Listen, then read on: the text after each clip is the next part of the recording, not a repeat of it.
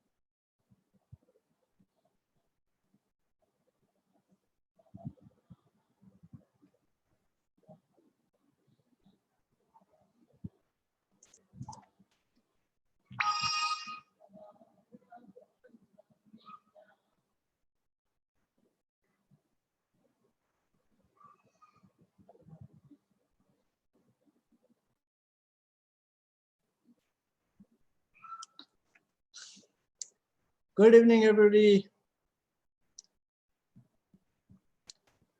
Good evening, Syed, Pradeep, Sumant, Pintu.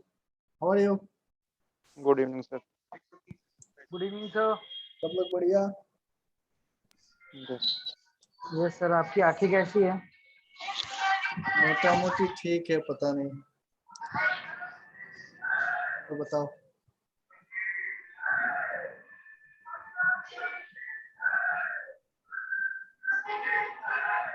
कहाँ पे जय जयकार हो रहा है? महाभारत में सर। अरे बाप रे,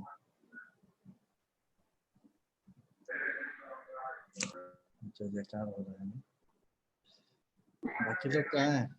सुदीप जी नहीं है अभी तक।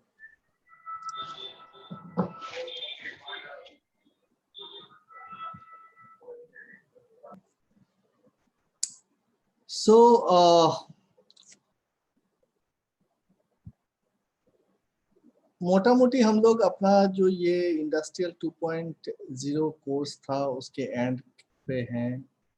थोड़ा बहुत चीज़ें हैं, लाइकवाइज बीएफडी कवर करने वाले थे जो अभी तक नहीं किया मैंने, और बीएफडी के ऊपर मैं आप लोगों को एक बहुत ही अच्छा बाद में वीडियो बना के दे दूंगा, क्योंकि इसमें बहुत सारी चीज़ें हैं और अभी भी ले सकते हैं, बट आई एम नॉट मतलब उतना ज़्यादा मेरे पास ये नहीं है कि मैं आप लोगों को वो सारा चीज़ जैसा मैं चाहता हूँ वैसा मैं आपको दे सकता हूँ। इसीलिए मैं बीएफडी को अभी होल्ड पे रख रहा हूँ, क्योंकि इसमें बहुत सारी चीज़ें हैं जो समझने की ज़रूरत है और उस चीज़ को पूरा स्लाइड बनाने में थोड़ा टाइम लग रहा है मेरा। दूसरा चीज़ है जो हमको करना था इसमें, इस कोर्स में, वो था हमारा पीएलसी और डीसीएस के बारे में डिटेल्स में थोड़ा सा समझे, कम्युनिकेशन प्रोटोकॉल्स को समझे कि होता क्या है। आई होप ये कोर्स में हमने वो चीज़ बहुत अच्छे से किया है, ठीक है। और अगर और थोड़ा डिटेल्स में जाना है तो डेफिनेटली मैं जैसे बार बार बोलता हूँ कि लॉन्ग टर्म कोर्स बेनिफिशियल होता है, शॉर्ट टर्म में उतना डेप्थ में जाना पॉसिबल नहीं होता है हर एक चीज़ का। कि जैसे अभी अगर आप लोगों को और ज़्यादा जानना है, कोई एक सॉफ्टवेयर के बारे में जानना है, उसके ऊपर अगर आपको और कुछ एक्सरसाइजेस करने हैं, प्रैक्टिस करना है, तो लॉन्ग टर्म होने से क्या होता है कि ज़्यादा अच्छा रहता है, हम लोग कर सकते हैं उसमें। बट व्हाटएवर आई थिंक कि ये जो भी हमने किया लास्ट 40 आवर्स का एक प्रोग्राम था, छोटा सा प्रोग्राम, और उसमें जितना भी हो सकता था मैंने अपनी तरफ से पूरी कोशिश की कि हर एक टॉपिक को बहुत अच्छे से आप लोगों को समझा सकूं, आप लोगों को समझ में आए और आप इतने कॉन्फिडेंस से के साथ जाए फील्ड में, ताकि आप कहीं पे भी कोई भी टाइप का पीएलसी हो, कोई भी टाइप का कंट्रोलर हो, उसको हैंडल कर सके एटलीस्ट। देखो पीएलसी और डीसीएस या फिर मॉडर्न कंट्रोल सिस्टम आप बोलोगे तो ये एक ऐसा चीज है कि खत्म नहीं होने वाला है। ये हर रोज नया चीज ऐड होता रहेगा और होता रहा है। कम्युनिकेशन प्रोटोकॉल्स बोलो तो वेराइटीज का सीमा नहीं है। इतने सारे कम्युनिकेशन केबल्स है, इतने सारे कम्युनिकेशन प्रोटोकॉल्स है, और जितने भी प्रोटोकॉल्स है और मतलब जितने भी सिस्टम है, सबसे इम्पोर्टेंट चीज ये है कि हमको 100% जानने की जरूरत नहीं होती है किसी भी कंट्रोल सिस्टम को हैंडल करने के लिए। हमारा जितना पर्पस होता है वो 20% नॉलेज से आराम से हम कवर कर सकते हैं कि कोई भी फॉल्ट आ रहा है, फॉल्ट को फाइंड आउट करो, कोई भी एक नया पीएलसी लगाना है, नया इंस्ट्रूमेंट लगाना है, उसके लिए जितना जरूरी होता है उतना नॉलेज सफिशिएंट होता है एक किसी भी कंट्रोल सिस्टम को हैंडल करने के लिए। आज हो सकता है कि आप एक सीमेंस के पीएलसी में काम कर रहे हो, या फिर एलन ब्रैडली के पीएलसी में काम कर रहे हो, या फिर किसी डीसीएस सिस्टम में काम कर रहे हो, बट कल कौन सा पीएलसी आपके सामने आएगा, कौन सा कंट्रोल सिस्टम आपके सामने आएगा, यू डू नॉट नो। सो आपको तैयार इस टाइप से होना है कि यार चाहे कोई भी टाइप का आपके पास कंट्रोल सिस्टम आए, चाहे कोई भी हो, अननोन कोई एक नया पीएलसी आ गया, नया डीसीएस सिस्टम आ गया, नया कम्युनिकेशन पूरा का पूरा नया है, तो क्या मैं तैयार हूं उस चीज को हैंडल करने के लिए? क्या मैं कर सकता हूं? ये बड़ा ही आसान चीज होता है अगर आप बेसिक चीजों को समझते हुए। तो कोई भी टाइप का पीएलसी है, कोई भी टाइप का डीसीएस है, कोई भी टाइप का कंट्रोल सिस्टम है, HMI है, स्काडा है, आप हर एक चीज को आराम से हैंडल कर सकते हो अगर आपका बेस लाइन क्लियर हो गया है तो।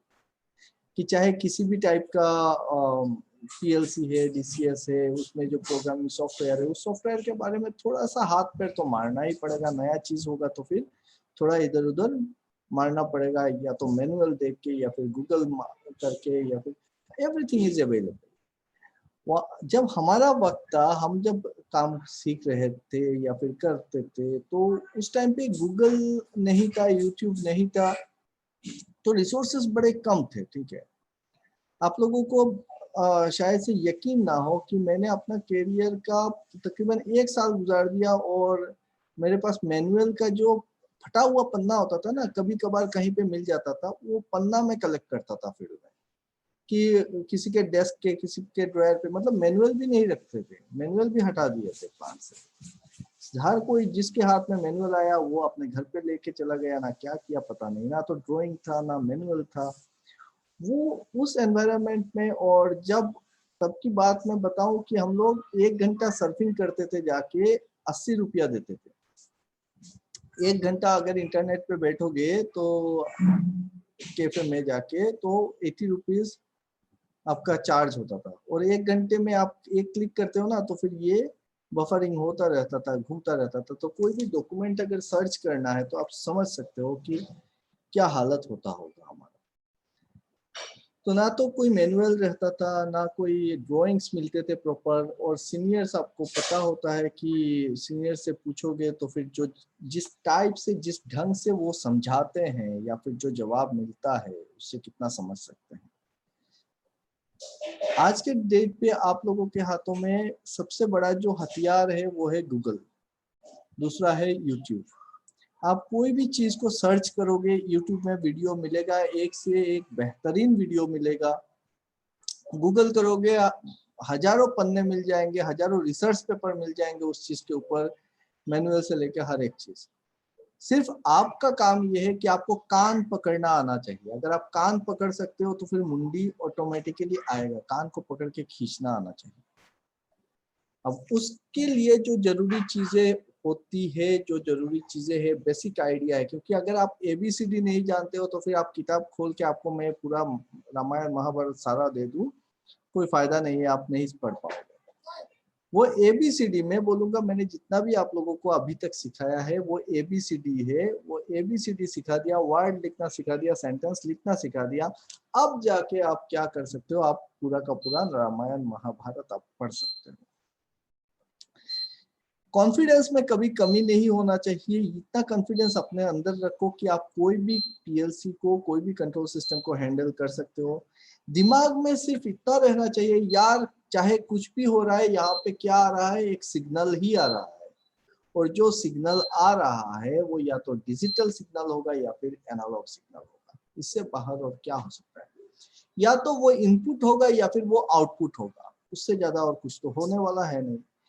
अब डिपेंड करता है कि वो जो सिग्नल आ रहा है, जिस कंट्रोल सिस्टम में आ रहा है, जिस सेंसर से आ रहा है, उस सेंसर से में जाके आपको क्या ढूंढना है, आपको मिली एम्पियर देखना है, वोल्टेज देखना है, क्या देखना है, उस चीज को समझने की जरूरत है।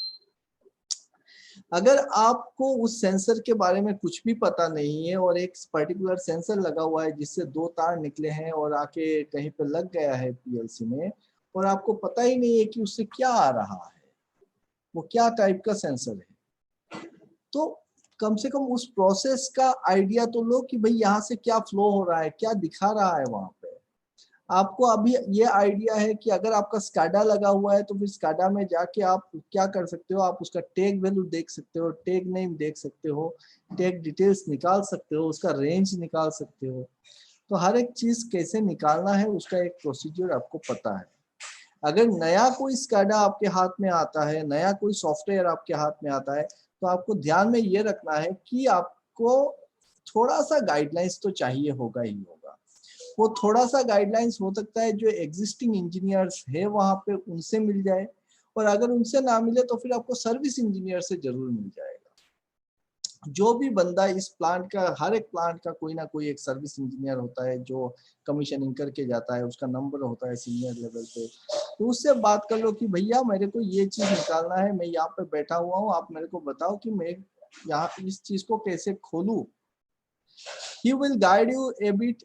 You what you need to do, आपको उतना अंदाजा होना चाहिए, उतना आइडिया होना चाहिए कि वो जो बात कर रहा है उसका लैंग्वेज को आप समझ पा रहे हो कि नहीं पा रहे हो। आज के अभी ऐसा होता है कि जब कोई ऑटोमेशन इंजीनियर कुछ बोल रहा है आपको कि एक काम करो, इंटरफेस का पेज खोलो, कॉन्फ़िगरेशन का पेज खोलो, या फिर ये खोल दो वो खोल दो, तो मैक्सिमम लोगों को वो समझ में नहीं आता है कि ये बोल क्या रहा है। वो बोलेगा एक काम करो मार्शलिंग कैबिनेट पे चले जाओ, तो आपको मार्शलिंग कैबिनेट, आपको आइडिया होना चाहिए अच्छा मार्शलिंग कैबिनेट क्या है, मॉड्यूल्स क्या है, आईओस क्या है, कहाँ पे क्या हो रहा है। तो वो लैंग्वेज, वो सारे वर्ड्स जो एक पर्टिकुलर ब्रांड के हिसाब से यूज होते हैं, बहुत सारे ब्रांड के हिसाब से भी बहुत सारे वर्ड्स यूज होते हैं, जो आप सिंपल लेमन लैंग्वेज में इनपुट आउटपुट बोलोगे, कोई वहां पे बोल देगा कि आपका एसएम में चले जाओ, तो सिग्नल मॉड्यूल्स या फिर सिग्नल प्रोसेसिंग मॉड्यूल्स, तो अलग अलग नाम हो सकते हैं। फोर्स मार्शल का अगर स्काडा खोलोगे तो वो बोलेगा कि एक जीनी, सुपर जीनी। ना ये सुपर जीनी क्या है, अलादीन का जीनी थोड़े ना निकलेगा वहां पे। कुछ स्काडा में उसी चीज को हम लोग सिंबल्स बोलते हैं, सुपर सिंबल्स बोलते हैं। तो अलग अलग नाम होते हैं चीजों के, अलग अलग भाषा के लोग, अलग अलग कॉन्सेप्ट्स के लोग अलग अलग चीजों के नाम से बुलाते हैं, लेकिन जो चीज है वो एक ही है, ग्राफिकल कम्युनिकेशन, ग्राफिकल लैंग्वेज, उससे जो डिजिटल कन्वर्ट होना, डिजिटल से फिर से वो हार्डवेयर के थ्रू एनालॉग में कन्वर्ट होना और वो फील्ड में जाना, फील्ड में जाने के बाद उसका इलेक्ट्रिकल सिग्नल का प्रोसेस होके किसी कन्वर्टर के थ्रू न्यूमेटिक या फिर हाइड्रोलिक सिग्नल में कन्वर्ट होना, और फिर वहां पे जाके वो हाइड्रोलिक सिग्नल से किसी एक मशीन को ऑपरेट कराना। यही तो चीज है, इससे बाहर और है क्या। अब पूरा का पूरा फील्ड में, चाहे वो 1 किलोमीटर रेंज का एक फील्ड है, उस फील्ड में हजारों टाइप के इंस्ट्रूमेंट लगे हुए हैं, वहां पे अगर आप कैटेगोराइज करते हो और अलग अलग चीजों को बहुत बढ़िया से देखते हो, समझ के देखते हो, तो देखोगे सिमिलरिटीज है सब में, हर एक चीज में सिमिलरिटीज मिलेगी आपको। तो बहुत ज्यादा चीज लगा हुआ नहीं है, थोड़ा सा चीज है, उसको थोड़ा डेप्थ में समझने की जरूरत होती है। इसी के साथ आज का जो लेक्चर क्लास है वो मैं ये कर रहा हूँ कि आप लोगों को थोड़ा सा और आइडिया दे दूँ regarding different types of PLCs and their softwares and their categories. Types, तो डिफरेंट टाइप्स के बारे में थोड़ा सा बात करते हैं, जैसे सीमेंस में क्या क्या मॉडल है, उसका क्या सॉफ्टवेयर यूज होता है, एलन ब्रेडली में क्या सॉफ्टवेयर यूज होता है, ओमरॉन में क्या सॉफ्टवेयर यूज होता है, वो सारा चीज आज हम देखेंगे। Now first we start with our means everybody's favorite or something like the called it's Alan Bradley। सबसे मैं बोलूंगा ऑटोमेशन की दुनिया का अगर सबसे आसान कोई पीएलसी है, कोई सिस्टम बना है, तो फिर वो एलन ब्रेडली का है। इतना आसान है कि कोई भी लेमैन उस पर काम कर सकता है, उतना आसानी से उस चीज को समझ सकता है, सीख सकता है। नाउ एलन ब्रेडली पीएलसी के बारे में जब हम बात करते हैं ना, तो एलन ब्रेडली सबसे पहले तो ये किसका ये है आज के डेट पे, वो रॉकवेल ऑटोमेशन है। ऑटोमेशन। यस, रॉकवेल ऑटोमेशन के अंडर में एलन ब्रेडली एक ब्रांड है, पहले कंपनी होती थी, आज के डेट पे वो एक ब्रांड बन के रह गई और रॉकवेल ऑटोमेशन का मैनेजमेंट टेक ओवर कर लिया। एलन ब्रेडली का फाउंडेशन हुआ था 1903 में, 1903 में एलन ब्रेडली का फॉर्मेशन हुआ और रॉकवेल ऑटोमेशन ने उसको 1985 में रॉकवेल ऑटोमेशन ने टेक ओवर किया। नाउ रॉकवेल ऑटोमेशन क्या है, वो सॉफ्टवेयर बनाती थी, एलन ब्रेडली हार्डवेयर का काम करता है। एलन ब्रेडली हार्डवेयर मैन्युफैक्चर जो है वो रिलायंस इलेक्ट्रिक और एलन ब्रेडली दोनों मिलकर करते हैं, और सॉफ्टवेयर आज के डेट पे भी रॉकवेल ऑटोमेशन के हाथ में है। जब हम एलन ब्रेडली पीएलसी के बारे में बात करते हैं तो फिर हमारे सामने दो तीन टर्म्स आते हैं, जैसे पीएलसी, पैक, एसएलसी। तो ये सब क्या है? पीएलसी मतलब प्रोग्रामेबल लॉजिक कंट्रोलर, मैंने एकदम शुरुआत में बोला था। प्रोग्रामेबल लॉजिक कंट्रोलर ये एक ब्रांड का नेम था एलन ब्रेडली का दिया हुआ, जो इतना फेमस हो गया कि आजकल कोई भी कंट्रोलर हो हम लोग उसको पीएलसी ही बोलते हैं, but it was basically A brand name PLC. PLC 2 आया था, पीएलसी 3 आया था, पीएलसी 5 आया। तो ये पीएलसी जो नाम दिया था वो एलन ब्रेडली ने अपना एक प्रोडक्ट का, एक डिजिटल कंट्रोलर का नाम दिया था कि पीएलसी, प्रोग्रामेबल लॉजिक कंट्रोलर, उसी को अडॉप्ट कर लिया। अब फिर पैक क्या है? Pack is nothing but your programmable automation controller. तो पैक और पीएलसी में बहुत ज्यादा अंतर कुछ नहीं है, एक ही चीज है। पैक मतलब आप जब कंट्रोल लॉजिक्स के बारे में बात करते हो, जब आप उसमें आपका डिवाइस नेट यूज कर रहे हो, कंट्रोल नेट यूज कर रहे हो, तो फिर उस चीज को थोड़ा सा एडवांस लेवल पे बोलने के लिए वो क्या बोल रहे हैं हम लोग? पैक बोल रहे हैं, प्रोग्रामेबल ऑटोमेशन कंट्रोलर। सो पैक बोलो पीएलसी बोलो, बात एक ही है, उसमें कंफ्यूज नहीं हो रहा है। एसएलसी क्या है? Small logics controller. तो स्मॉल लॉजिक कंट्रोलर वो छोटा साइज का आता है, इसलिए उसमें उसको एसएलसी बोला। नाउ कम्युनिकेशन प्रोटोकॉल्स जब हम एलन ब्रेडली के देखते हैं तो फिर हमने अभी तक देख लिया कि RS-232 यूज कर सकते हैं, DH-485 यूज कर सकते हैं, इथरनेट यूज कर सकते हैं, डिवाइस नेट यूज कर सकते हैं, वो सारा चीज हम लोग देखे। जो रैक आता है एलन ब्रेडली का, उसको हम चेसिस बोलते हैं या फिर आप रैक बोलते हो, जिसमें हम लोग वो जो कार्ड इंसर्ट करते हैं, मॉड्यूल्स इंसर्ट करते हैं, सीपीयू इंसर्ट करते हैं, पावर सप्लाई कार्ड इंसर्ट करते हैं, या फिर किसी भी टाइप का स्कैनर इंसर्ट करते हैं, वो स्लॉट वाइज आता है आपके सामने। और एलन ब्रेडली का जो साइज होता है रैक का, उसमें आपका 4 स्लॉट का मिल जाएगा, 7 स्लॉट का मिलेगा, 10 स्लॉट का मिलेगा, 13 का मिलेगा, 17 का। ये स्टैंडर्ड स्लॉट्स वाले रैक आएंगे। अभी आपको ऊपर है कि आपको क्या हैंडल करना है, उसी के हिसाब से आप इसको ले सकते हो। उस रैक, कौन सा रैक आपको सिलेक्ट करना है वो कर सकते हो।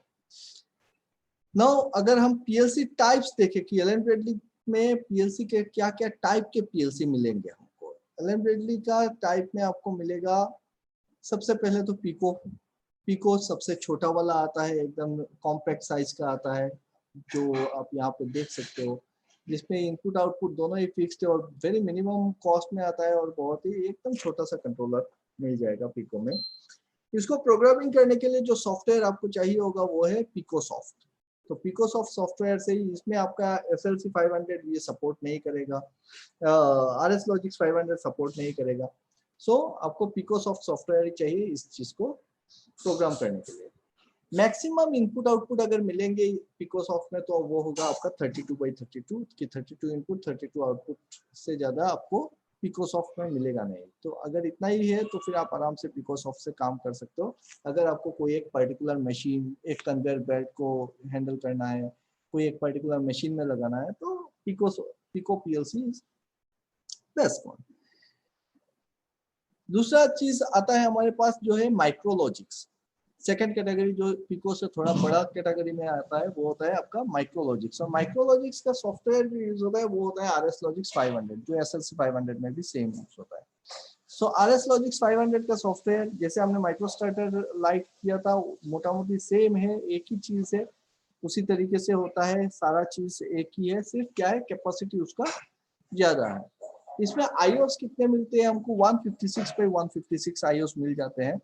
और माइक्रोलॉजिक्स का जो शुरुआती मॉडल आया था माइक्रोलॉजिक्स आपका 1000, 1100, 1200 वो सब है। 1000 आज के डेट पे शायद से नहीं मिलता है, बट 1100 1200 मिलेगा मिनिमम में। सबसे बढ़िया जो चला है माइक्रोलॉजिक्स सीरीज का वो है आपका माइक्रोलॉजिक्स 1400 एंड 1500। सो माइक्रोलॉजिक्स 1400 आज के डेट पे भी बहुत काफी मतलब फेमस है और बहुत ज्यादा लोग प्रेफर भी करते हैं। बहुत ही अच्छा पीएलसी है जिसमें आपको एक फेस पे आपका एक छोटा सा HMI मिलेगा जिसके थ्रू आप इसको ये कर सकते हो, प्रोग्रामिंग वगैरह देख सकते हो, कर सकते हो, कंट्रोल कर सकते हो, जिसमें इथरनेट कनेक्टिविटी भी है और आप इसको एक्सटेंड भी कर सकते हो। एक्सटेंशन हाँ, अप टू 156 आईओस तक आप एक्सटेंड कर सकते हो इसको। हाँ बोलिए सर। जैसे आपने बोला कि ये माइक्रोलॉजिक्स है, पिको के बाद माइक्रोलॉजिक्स तो 500 है, 1000 है, 1100 है। हाँ, तो ये सब ऐसे अलग अलग वेरिएंट्स निकालने का क्या मतलब है? अगर एक आपने बोला कंट्रोलर है, कंट्रोलर ही है ना, मतलब इसमें इतना वेरिएशन लाने का वो यूजेस पे डिपेंडेंट है या आईओस पे डिपेंडेंट है, या फिर जैसे किसी कंट्रोलर में मोड बस का कनेक्शन दिया है तो किसी में मोड बस प्लस प्रॉफिनेट दिया होगा, या किसी में मोड बस प्रॉफिनेट इथरनेट दिया होगा। इसमें फर्क है या आईओस का फर्क है? किस चीज का फर्क है? मतलब ये इतने जैसे मोबाइल्स होते हैं, मोबाइल्स अलग अलग निकालते हैं, तो हर एक नया मोबाइल निकालने के पीछे भले किसी में कैमरा दिया होता है, किसी में रैम दिया होता है, कुछ ऐसा डिस्टिंग्विश फैक्टर होता है जिस वजह से वो लॉन्च करते हैं। तो पीएलसी में ऐसा क्या होता है, मतलब इतने सारे वेरिएंट्स निकाले? देखो, जब शुरुआती दौर पे पीएलसी का लॉन्च किया तो हर एक इलेक्ट्रॉनिक प्रोडक्ट में क्या होता है, जब आपका एक मॉडल मार्केट पे आता है तो उसके ऊपर उसका जो ड्रॉबैक्स है या फिर उसका जो लिमिटेशन है उसके ऊपर काम करके थोड़ा सा एडवांस फीचर लेकर दूसरा मॉडल आता है। वैसे ही हुआ है, हर एक चीज का एक लिमिटेशन होता है। जैसे आप अगर मोबाइल के बारे में आप सैमसंग में जाओगे तो सैमसंग का क्या क्या सीरीज है, J सीरीज है, A सीरीज है, M सीरीज है ना। तो सीरीज वाइज आता है कि चलो ये वाला चला गया तो उसके बाद यहाँ तक हुआ, उसके बाद और थोड़ा सा रिवीजन वर्क किए उसमें और थोड़ा बेटर चिपसेट लग गया, बेटर कम्युनिकेशन प्रोटोकॉल्स लगा दिए। पहले का जो मोबाइल था आपका उसमें VGA कैमरा था, फिर मेगापिक्सल वाला कैमरा आ गया। अब क्या है कि 64 मेगापिक्सल लगा दिए। अब क्या है उसमें क्वाड्रेट ना क्या बोलते हैं 4-5 तो कैमरा लगा दिए। अब DSLR बनाने के चक्कर में है। तो जब जैसे जैसे वेरिएंट्स आता है उसका क्या पर्पस होता है? उसका दो ही पर्पस है। नंबर 1, आपका रिक्वायरमेंट के हिसाब से कॉस्ट इफेक्टिव हो, कि अगर आपको पकड़ लो आपका जरूरत है कि मेरे को 30 और 40 आईओस को हैंडल करना है और उसके लिए आपको पीएलसी चाहिए, तो उसके लिए थोड़ा ही ना आप कंट्रोल लॉजिक्स लगाओगे जाके। तो उसके लिए आपका छोटा पीएलसी या पिको या फिर आपका माइक्रोलॉजिक्स काम में आएगा।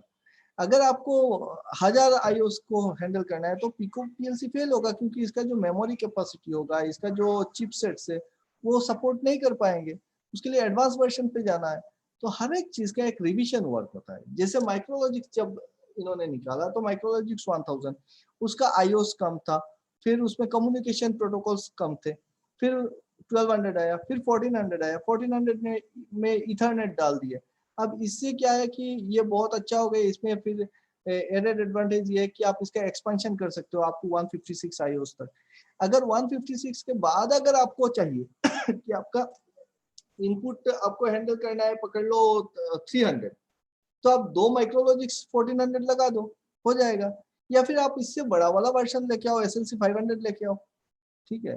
तो हर एक जो नया मॉडल आता है उसके पीछे का यही कारण है, या तो आईओएस के लिमिटेशन से निकालने के लिए, या फिर जो फीचर्स है, फीचर्स में एडवांटेज दिया है, किसी में कुछ एडवांटेज है, किसी में कुछ है।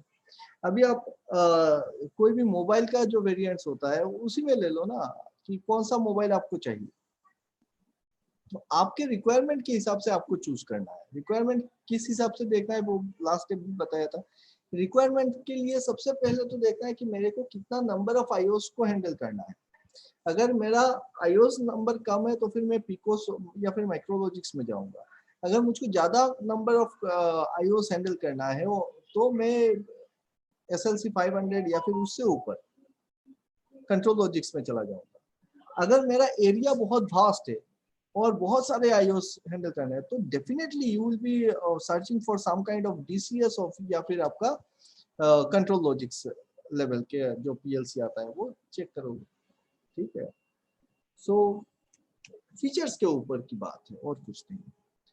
सो जैसे ये माइक्रोलॉजिक्स 1400 हुआ, ये माइक्रोलॉजिक्स 1500 है, ये इसमें देखो प्रोफिबस कनेक्शन या फिर क्या कहते हैं इसको डिवाइस नेट कनेक्शन भी दिया हुआ है।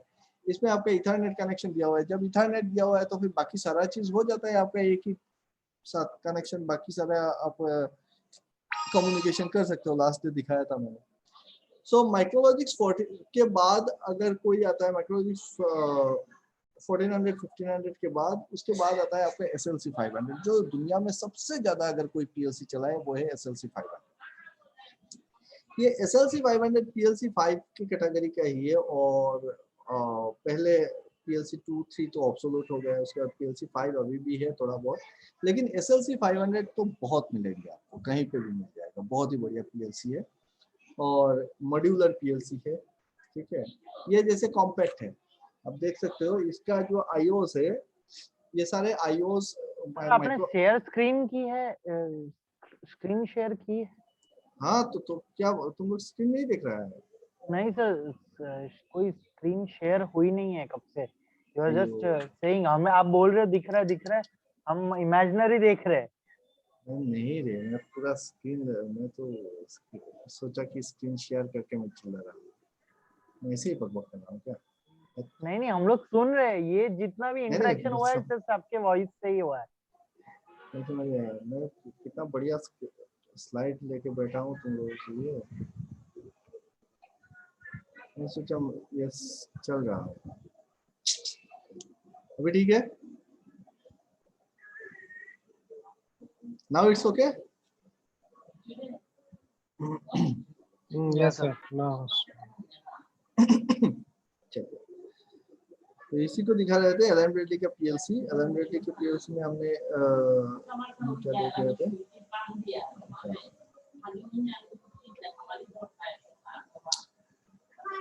सो ये तो हो गया own by this PLC communication, ये कवर कर लिया। PLC टाइप में हम लोग बात कर रहे थे, तो PLC में देखो पिको PLC,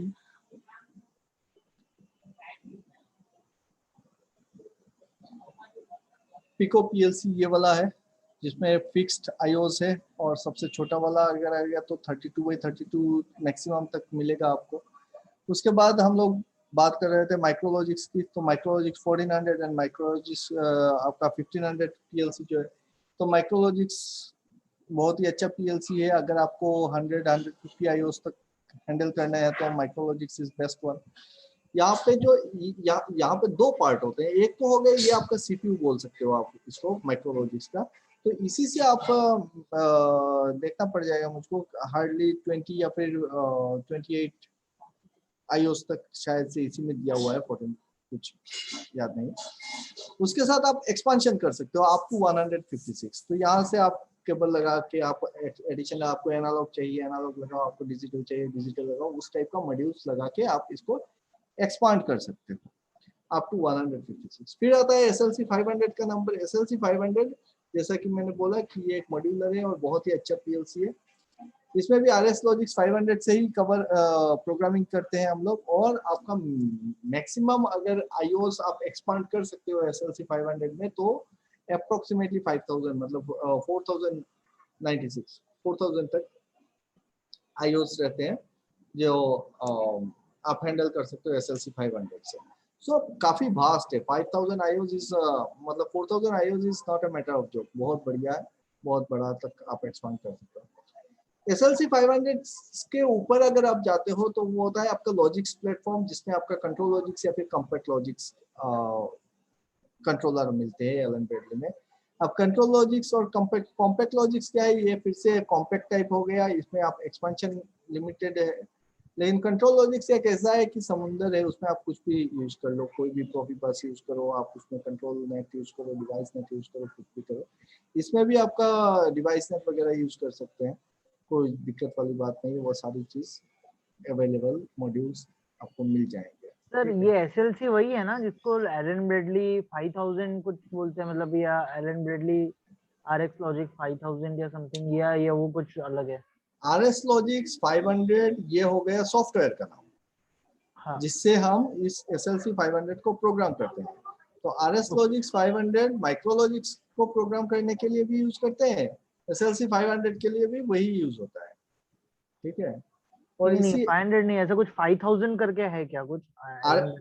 इससे ऊपर जाओगे तो RS लॉजिक्स 5000 आएगा सॉफ्टवेयर, वो भी सॉफ्टवेयर है RS लॉजिक्स 500। RS लॉजिक्स 500 के ऊपर होता है RS लॉजिक्स 5000 सॉफ्टवेयर, जो यूज होता है आपका control logics and compact logics के जो CPUs होते हैं उनको प्रोग्राम करने के लिए, ठीक है। एवरी लाइक पर्टिकुलर एक CPU को प्रोग्राम करने के लिए उसके कंपैटिबल एक सॉफ्टवेयर होगा जो सिर्फ उसी को सपोर्ट करेगा?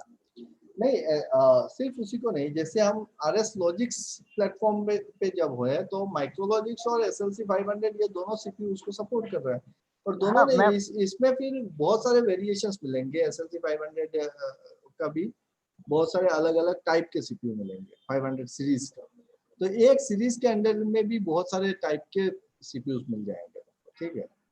लेकिन उस पर्टिकुलर सीरीज को प्रोग्राम करने के लिए आपको ये पर्टिकुलर सॉफ्टवेयर चाहिए। अब SLC RS पिकोसॉफ्ट से आप SLC 500 तो नहीं कर पाओगे ना प्रोग्राम, या फिर SLC 500 से आप इसको पिको PLC जो है उसको प्रोग्राम नहीं कर पाओगे क्योंकि कंपेटिबल नहीं होगा। सो लॉजिक्स प्लेटफॉर्म के लिए ये कंट्रोल लॉजिक्स या फिर कॉम्पैक्ट लॉजिक्स जो PLC आ रही है उसको प्रोग्राम करने के लिए आपको चाहिए RS लॉजिक्स 5000, ठीक है। For that you need RS logics 5000, और इसका IOS का कैपेसिटी देखोगे तो वो है 1,28,000। तो 1,28,000 inputs and outputs control logic से आप हैंडल कर सकते हो, मतलब समझ रहे हो कितना बड़ा हो। we use this in our plant। RX logic 5000। हमारे पास ये कंट्रोल लॉजिक जैसा आपने फोटो दिखाया ना, मुझे आज तक मुझे पता नहीं था कि यही कंट्रोल लॉजिक है। तो हम लोग ये कंट्रोल लॉजिक का जो है ये ब्लैक वाला ये, हाँ, ये यूज करते हैं, और ये RX लॉजिक 5000 यूज करते हैं। इसकी कैपेसिटी अभी मुझे पता चली है, गोदरेज में मोस्टली यही यूज किया जाता है, हर जगह यही लगा है। एग्जैक्टली, क्योंकि अगर लार्ज नंबर ऑफ IOs को हैंडल करना है तो आपको ये लगाना है, और इसके साथ एडेड एडवांटेज ये है कि आप कंट्रोल नेट या फिर डिवाइस नेट यूज कर सकते हो, है ना। सो ये हो गई हमारी एलन ब्रेडली के कुछ मॉडल्स के बारे में डिटेल जानकारी। अब आते हैं सीमेंस में दूसरा। हाँ बोलिए। RS लिंक कौन सा ये जो सॉफ्टवेयर है वो किसके काम पे आता है? RS लिंक्स, हाँ, RS लिंक्स आपका कम्युनिकेशन सॉफ्टवेयर है, ठीक है। RS लिंक्स एक ऐसा प्लेटफॉर्म है जो आपका एलन ब्रेडली के जितने सारे मॉडल्स है, जितने सारे डिवाइसेस है, कंट्रोलर्स है, सारे के सारे को अगर लिंक करना है तो वो RS लिंक्स है। मतलब RS लिंक सॉफ्टवेयर कब चाहिए आपको जब किसी एक कंट्रोलर को HMI के साथ या फिर SCADA के साथ कम्युनिकेट कराना है, या फिर जब आपको कंप्यूटर से प्रोग्राम को अपलोड या फिर डाउनलोड करना है, तब चाहिए आपको RS लिंक्स, ठीक है। ओके। RS लिंक्स सॉफ्टवेयर मैंने दिया था पहले वाले कोर्स में कि RS लिंक्स कैसे यूज करते हैं, और क्या कहते हैं इसको, इमुलेटर सॉफ्टवेयर दिया था, ठीक है।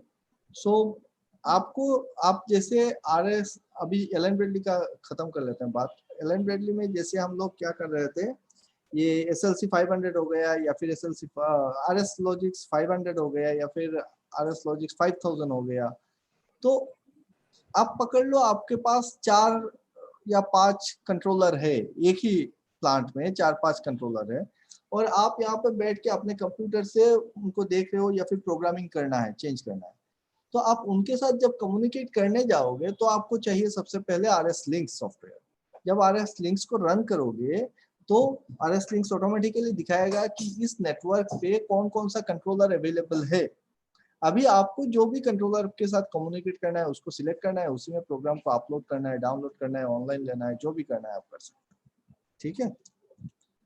सो नेक्स्ट जो इम्पोर्टेंट ब्रांड होता है, that brand is our definitely Siemens, is not it, जो पॉपुलर ब्रांड है सीमेंस। और सीमेंस आजकल का कंपनी नहीं है, Siemens established in German in 1847। सोचो हमारा आजादी का 100 साल पहले सीमेंस का जन्म हो चुका था। सो अगर सीमेंस के क्रेडेंशियल्स के बारे में देखने जाएंगे तो फिर आज का एक लेक्चर काफी नहीं होगा, शायद से 2-4 लेक्चर लग जाएंगे कि इन्होंने क्या क्या किया है अपनी जिंदगी में। तो उतना डिटेल्स में नहीं जाते हैं, सिर्फ इतना जान लो कि 47 में इनका एस्टेब्लिशमेंट है, 48 में इन्होंने first long distance telegraph line का इंस्टॉलेशन किया था यूरोप में। और जो फर्स्ट पीएलसी, हमारा काम का बात यह है कि फर्स्ट पीएलसी जो सीमेंस ने लॉन्च किया वो लॉन्च किया था 1975 में, और वो था साइमेटिक S3, जो आज के डेट पे चलता नहीं है। तो साइमेटिक S3 पीएलसी पहला पीएलसी था सीमेंस के ओर से। 1979 में इन्होंने साइमेटिक S3 को रिप्लेस किया और S5 लेके आए। फिर S5 के बहुत सारे वेरिएशंस आए, जिसमें U सीरीज आया जो काफी चला मार्केट पे, S5 90U, 95U, 100U। तो ये हर एक बार कुछ ना कुछ कम्युनिकेशन लेवल पे अपग्रेडेशन था, iOS लेवल पे अपग्रेडेशन था, सॉफ्टवेयर पे अपग्रेडेशन था, इस टाइप से फार्मवेयर पे अपग्रेडेशन था।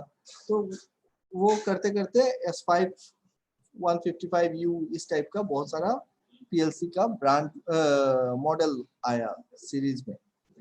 फिर 1994 में आपका S7 सीरीज लॉन्च हुआ, और S7 का 200, 300, 400 आज के डेट पे आपका जैसे क्या कहते हैं इसको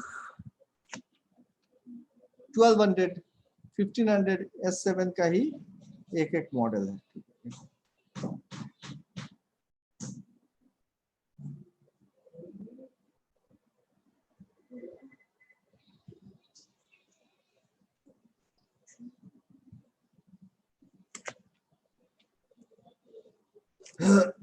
तो आज के डेट पे जो चल रहा है सीमेंस का वो है S7 मॉडल। S7 में आपका S7 क्या कहते हैं इसको 200, 300, 400, then 1200, 1500।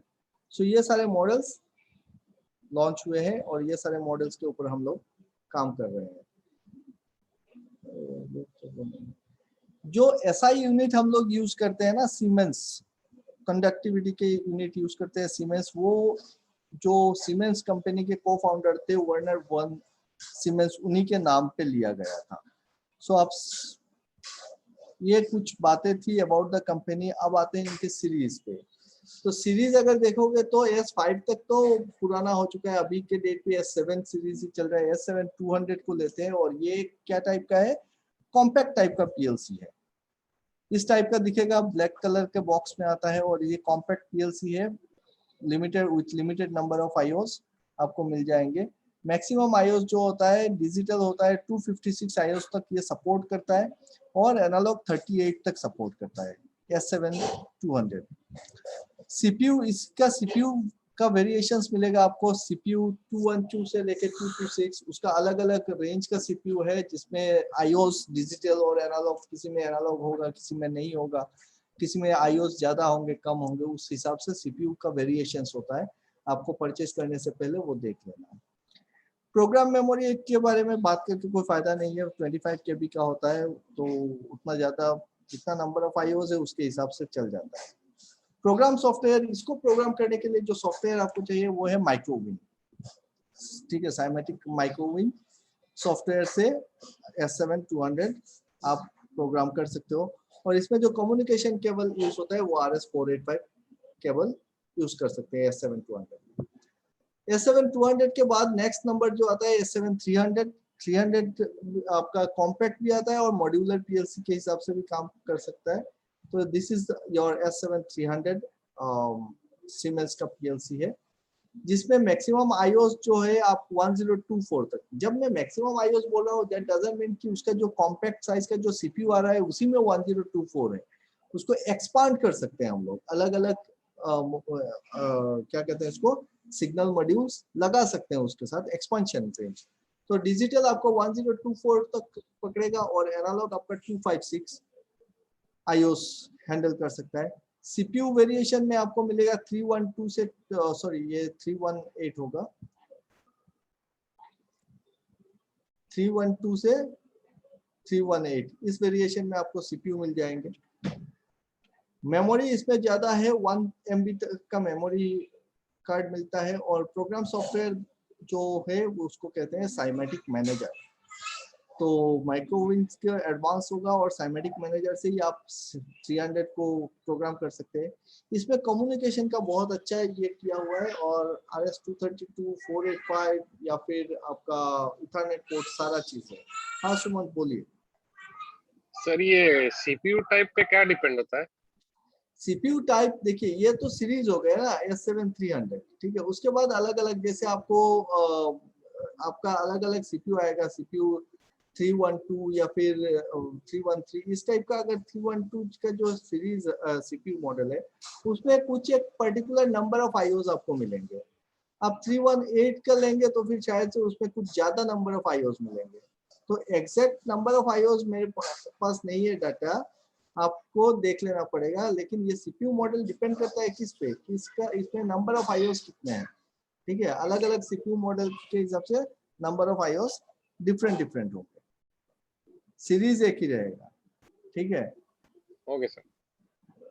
नेक्स्ट अगर हम जाते हैं तो इसमें देख लिया हमने इथरनेट है। जब मैं देख लेता हूँ ना कि किसी पीएलसी में सीपीयू में इथरनेट है तो फिर दिल खुश हो जाता है यार, चलो इसके साथ मैं कुछ भी कर सकता हूँ, तो कांस्टेंट नहीं रहता है। नेक्स्ट जो सीरीज आया वो आया S7 400 और ये काफी बड़ा साइज का पीएलसी बोल सकते हो मॉड्यूलर में। सो इसमें क्या है कि आपका maximum IOs 16384, analog up to 4000। तो आप सोच सकते हो कि ये काफी लार्ज स्केल में कंट्रोल कर सकते हैं इसको S7 400 से। और इसका सीपीयू टाइप वेरिएशन भी 412 से 485 तक का वेरिएशन का सीपीयू मिलता है आपको। प्रोग्राम मेमोरी 5.6 MB का है। प्रोग्राम सॉफ्टवेयर जो यूज होता है या तो स्टेप 7 या फिर आपका TIA पोर्टल, ठीक है। आजकल TIA पोर्टल यूज करते हैं सब लोग। कम्युनिकेशन केबल में 485 यूज होता है, प्रोफिबस, इथरनेट, आप कुछ भी यूज कर सकते हो। इसमें आप देख सकते हो कि सारे के सारे कम्युनिकेशन के ये ऑप्शंस दिए हुए हैं। सो S7 400 एक बहुत अच्छा पीएलसी है, बड़ा लार्ज स्केल में। उसके बाद जो आता है वो होता है आपका S7 1200 या 1500। जैसे हमारे कंट्रोल लॉजिक्स क्या कहते हैं इसका, हाँ कंट्रोल लॉजिक्स या फिर कॉम्पैक्ट लॉजिक्स रेंज का जो एलन ब्रेडली में है, उसके कंपटीशन में अगर आप देखोगे तो फिर S7 1200 1500 इसको ले सकते हो। और इसमें ये भी मॉड्यूलर टाइप का ही है। और 50 ये हो गया, ये जो सीपीयू है ये है आपका 1500 का, ये हो गया आपका S7 1200 का सीपीयू।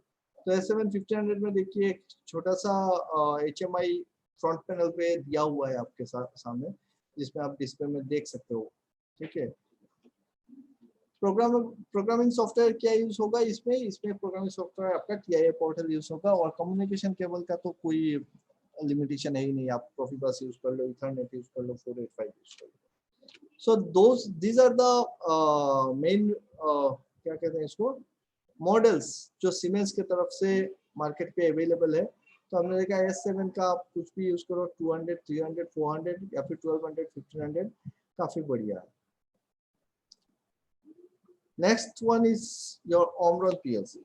ओमरॉन के बारे में थोड़ा सा देखते हैं। ओमरॉन भी एक काफी अच्छा बेहतरीन मार्केट कैप्चर किया हुआ है।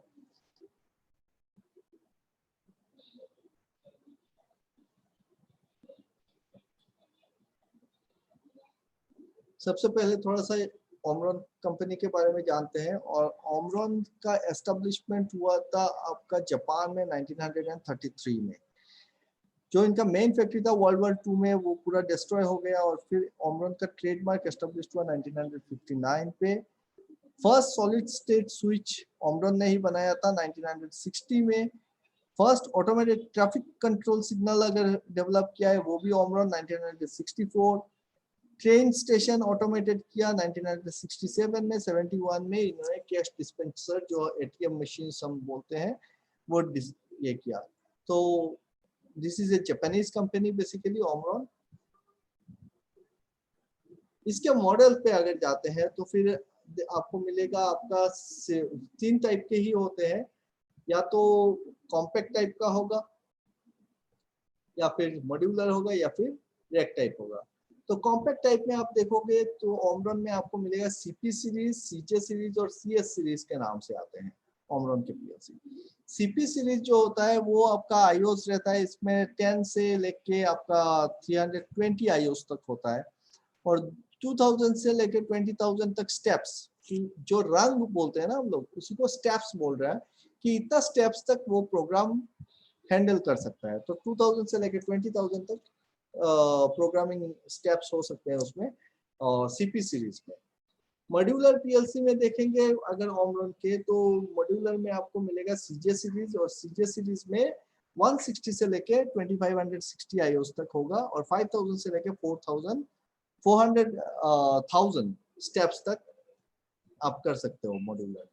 रैक टाइप, हाँ बोलिए। सॉरी सॉरी, जैसे ये एलन ब्रेडली है या फिर सीमेंस था, जिसमें आप मेमोरी की बात कर रहे थे कि इस सीपीयू का ये मेमोरी है जैसे 1 MB या जो, that is the space we can use max for rungs, number of rungs के लिए जो स्पेस यूज होता है उसके बारे में बोल रहे थे ना, जिसमें यहाँ पे मेमोरी नहीं डायरेक्ट यहाँ पे डायरेक्टली स्टेप स्टेप से ही बता दिया। एग्जैक्टली वहां पे मेमोरी जितना एक ज्यादा होगा उतना बड़ा हाँ, प्रोग्राम आप लिख सकते हो उसमें, ठीक है।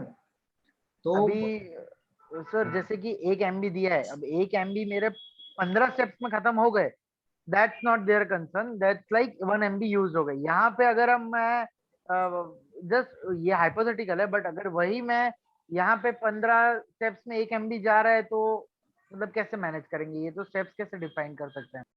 नहीं देखो ये तुम्हारा कंसर्न ही नहीं है, क्योंकि आप जब तो अभी देखो आप अगर पकड़ लो एक कॉम्पैक्ट पीएलसी लेते हो, और आप अगर पकड़ लो 10 आईओस का एक पीएलसी है, उसमें थोड़े ना आप 5000 रंग का एक प्रोग्राम लिखोगे। तो उतना सफिशिएंट मेमोरी रहता है उस पीएलसी में कि आपको उस वो लेके चिंता करने की जरूरत नहीं है।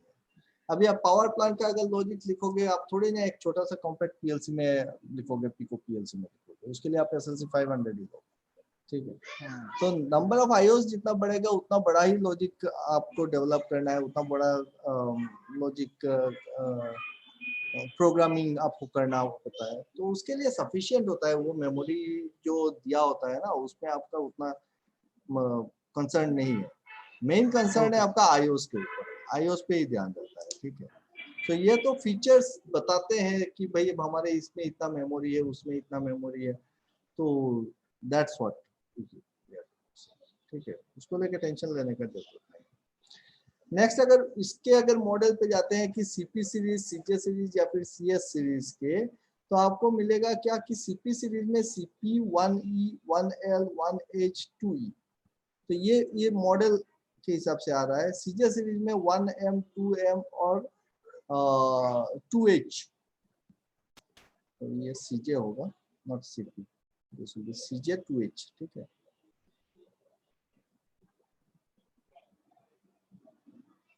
सीजे 2H, तो ये सारे मॉडल्स हैं। सीपी 1E बोलने से कुछ समझ में आता है, 1L 1H 2E अलग अलग मॉडल होते हैं, इसी सीरीज के अंडर में अलग अलग मॉडल है, ठीक है। इसको मैं थोड़ा डिटेल्स में समझाऊंगा ताकि आपको बाकी चीजें भी समझ आ जाए।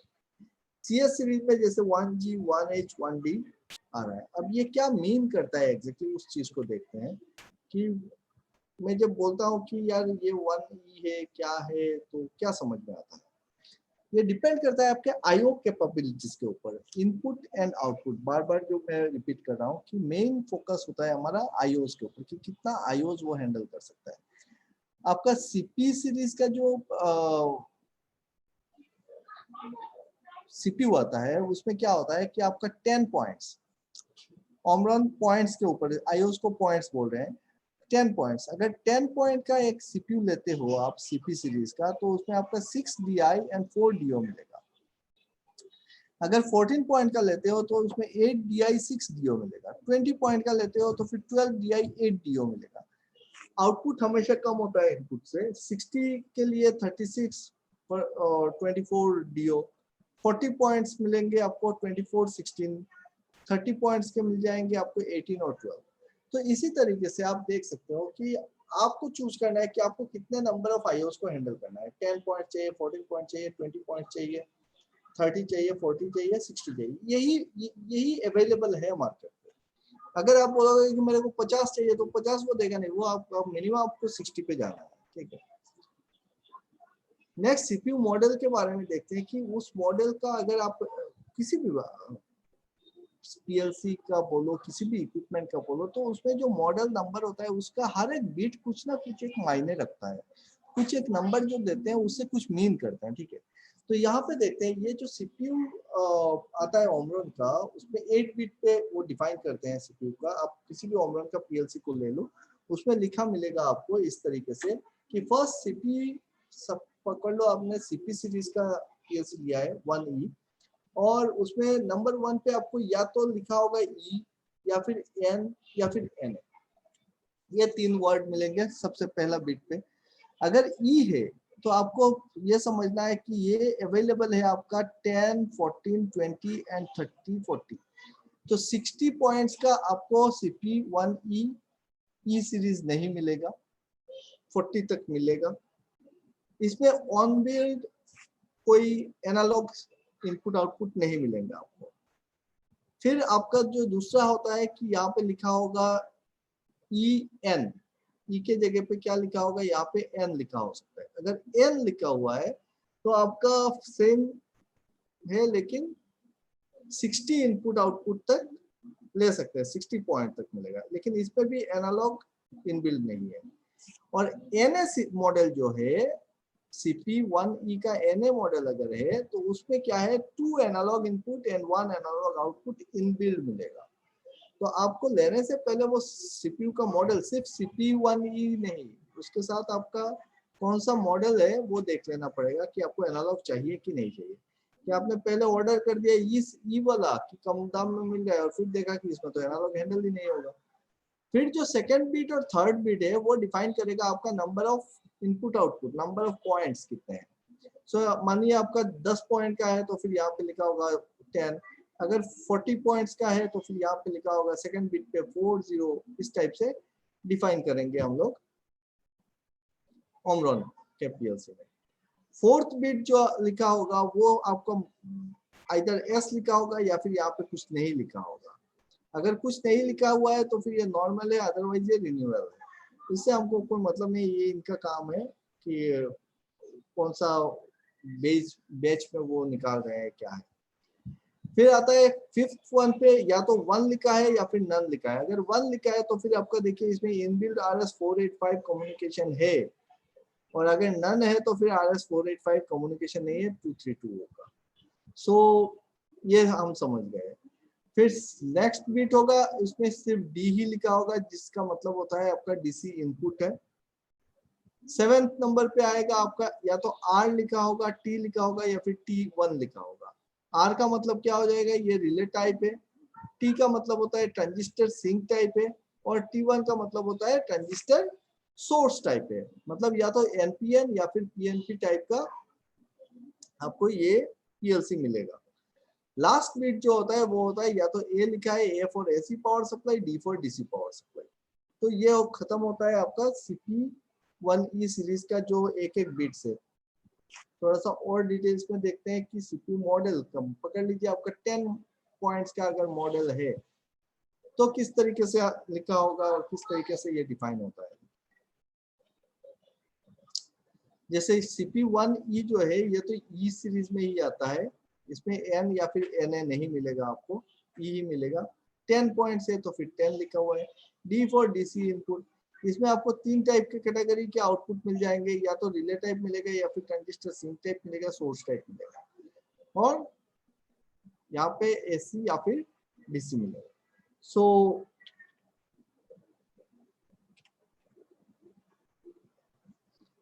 नेक्स्ट जो CP1E का है या तो 14 पॉइंट, 20, 30, 40 या फिर 60 पॉइंट का मिलेगा, तो ये E सीरीज या फिर N सीरीज में मिलेगा। और यहाँ पे या तो E लिखा होगा या फिर N लिखा होगा, यहाँ पे जो भी पॉइंट्स आप लेते हो वो पॉइंट लिखा होगा, फिर आपका यहाँ पे S या फिर नॉर्मल लिखा होगा। और नेक्स्ट बिट जो था वो क्या था कि DC इनपुट, नहीं DC इनपुट से पहले क्या था, फिफ्थ वन वाज योर, अच्छा RS485 के लिए, अगर RS485 है तो फिर 1 लिखा होगा, और नहीं है तो फिर खाली रहेगा। यहाँ पे या तो 1 लिखा होगा या फिर कुछ नहीं लिखा होगा। D फॉर DC, फिर इसमें भी RT1। तो इसी टाइप से हर एक चीज का ना आपका, हर एक मॉडल का एक स्पेसिफिकेशन होता है कि इस पर्टिकुलर मॉडल पे मुझको ये पर्टिकुलर फैसिलिटी मिलेगी। और अगर आप थोड़ा सा स्टडी करते हो लेने से पहले, तो आपको वो सारी चीजें, सारे बिट्स के बारे में पता हो जाएंगे कि ये CPU जो है वो कितना नंबर ऑफ IOs को हैंडल करेगा, इसमें कम्युनिकेशन प्रोटोकॉल्स क्या क्या मैं यूज कर सकता हूँ, वो सारे डिटेल्स आपको मिल जाएंगे। 10 पॉइंट, 14 पॉइंट, 20 पॉइंट CPU जो होता है वो फिक्स्ड IOs होता है और इसमें एक्सपेंशन नहीं होता है, तो 20 पॉइंट्स तक कोई एक्सपेंशन नहीं है। 30 पॉइंट वाला जो CPU होगा वो इनबिल्ट 30 है, और एक्सपेंशन अगर देखोगे तो मैक्सिमम 150 तक हो सकता है। 3x40 मतलब एक एक मॉड्यूल आप इसके साथ अटैच कर सकते हो जिसमें 40 IOs तक रहेंगे, तो 3 मॉड्यूल ऐसे आप एक्सपांड कर सकते हो।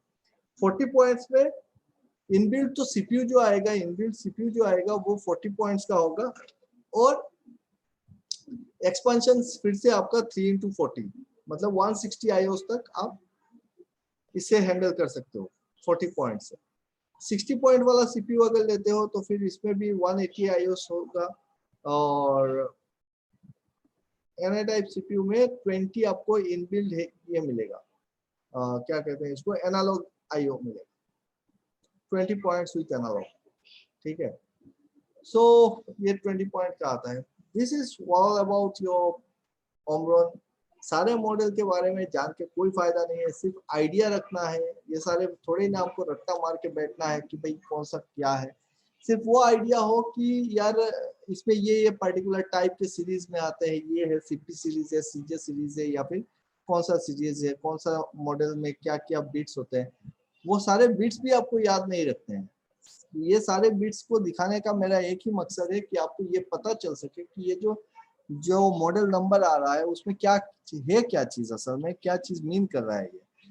तो यहाँ पे देखो ये वाला जो है CP2E, इसमें आपका इथरनेट कम्युनिकेशन दिया हुआ है, RS232 है, RS485 है, USB है। सबसे बढ़िया फैसिलिटी तो ओमरॉन का USB वाला आ जाता है, ठीक है। सो 1E के बाद के जो मॉडल आ रहा है वो CP2E है, और 2E में मुझको सबसे इम्पोर्टेंट चीज मिल रहा है कम्युनिकेशन पे, USB मिल रहा है, 485 कम्युनिकेशन मिल रहा है। और अगर N सीरीज में जा रहा हूँ, N सीरीज में मुझको इथरनेट कम्युनिकेशन मिल रहा है, फिर इसमें 10,000 स्टेप्स तक मैं प्रोग्राम कर सकता हूँ। अगर S सीरीज में जाता हूँ तो यहाँ पे मुझको 8,000 स्टेप्स मिल रहे हैं, इसमें 4,000 स्टेप्स मिल रहे हैं E सीरीज में। तो फर्स्ट बिट जो है वो फिर से आपको सीरीज बताएगा कि ये E सीरीज है, S सीरीज है या फिर N सीरीज है, कौन सा मॉडल का है, CPU2E का है, ठीक है। इसमें आप देख सकते हो पॉइंट्स के हिसाब से जाओगे, 14 पॉइंट्स, 20, 30, 40, 60। तो ये 60 पॉइंट्स का मतलब होता है कि आप जब CPU खरीद रहे हो, उस CPU में इनबिल्ट इतना नंबर ऑफ IOs दिया हुआ है, उसके एडिशनल आप इसमें क्या कर सकते हो, एडिशनल मॉड्यूल्स लगा के इसको एक्सपांड कर सकते हो अप टू आपको कितना तक,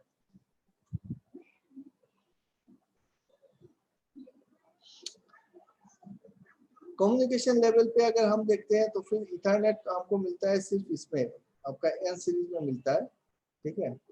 और फिर इनबिल्ट तो ये हो गया, ये सेम, बाकी सारा चीज सेम है। आपको जो आउटपुट कार्ड होगा वो आउटपुट कार्ड या तो रिले बेस्ड होगा या फिर ट्रांजिस्टर सिंक टाइप या फिर सोर्स टाइप होगा। पावर सप्लाई एसी या फिर डीसी पावर सप्लाई होगा। Expansion for all is 30 40 60, CPU is 3x40 जैसे पहले भी था, तो एक्सपेंशन कर सकते हैं। लैंग्वेज इसमें 2E में जो लैंग्वेज प्रोग्रामिंग लैंग्वेज यूज होता है वो लैडर लॉजिक है, फंक्शनल ब्लॉक डायग्राम है और स्ट्रक्चर्ड टेक्स्ट है। CP1L मॉडल पे जाते हैं तो इसमें और वेरिएशंस आ रहे हैं। इसमें आपका M और L इस टाइप से लिखा होता है, EM या फिर EL लिखा होता है। EM या फिर EL अगर लिखा हुआ है इसका मतलब है कि इसमें इथरनेट सपोर्ट कर रहा है। अगर M और L लिखा हुआ है तो इसका मतलब इसमें इथरनेट नहीं है, इसमें सिर्फ USB कनेक्टिविटी है। देख रहे हो, इसमें सिर्फ USB कनेक्टिविटी है। तो यही सारे डिफरेंसेस होते हैं। एक तो हो गया आपका मेमोरी के ऊपर स्टेप्स, कितना स्टेप्स तक आप हैंडल कर सकते हो। सो 5000 या 10,000 steps is not a matter of joke, ये बहुत बड़ा प्रोग्राम होता है। एक्सपांशन को देख सकते हो कि वो पर्टिकुलर मॉडल जो मैं सिलेक्ट कर रहा हूँ वो मॉडल कितना तक एक्सपांड कर सकते हैं इसमें। और क्या देख सकते हैं तो जो कम्युनिकेशन प्रोटोकॉल से वो कौन सा कम्युनिकेशन प्रोटोकॉल हम लोग यूज कर रहे हैं इसमें, ठीक है। आउटपुट के बारे में बताएंगे तो आउटपुट सेम है, RT1 टाइप है। और CP1L का जो मॉडल आ रहा है वो M, L या फिर EM, EL सीरीज का मिलेगा। EL का अवेलेबल 20 पॉइंट्स है और 2 एनालॉग इनपुट आपको CPU के अंदर मिलेगा। EM सीरीज जो है वो 30 एंड 40 पॉइंट्स का मिलेगा, 2 एनालॉग इनपुट आपको मिल रहा है। लेकिन अगर सिर्फ M या फिर L सीरीज आप लेते हो तो फिर उसमें एनालॉग इनपुट इनबिल्ट कुछ मिलेगा नहीं, ठीक है।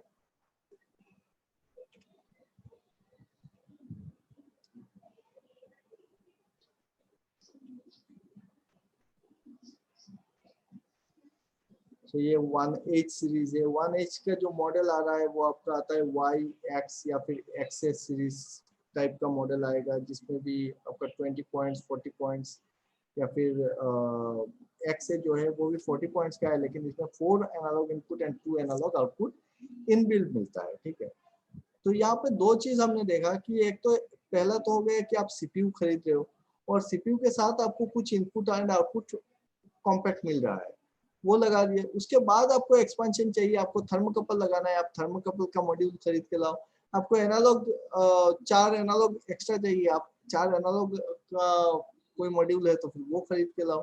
अगर आपको डिजिटल ही चाहिए तो फिर डिजिटल इनपुट का कार्ड खरीद के लाओ, आउटपुट का लाओ, और उसके साथ एक्सपेंशन कंपेटिबिलिटी रहेगा, उसके हिसाब से आप उसको एक्सपांड कर सकते हो जितना उसका कैपेसिटी है उसके हिसाब से।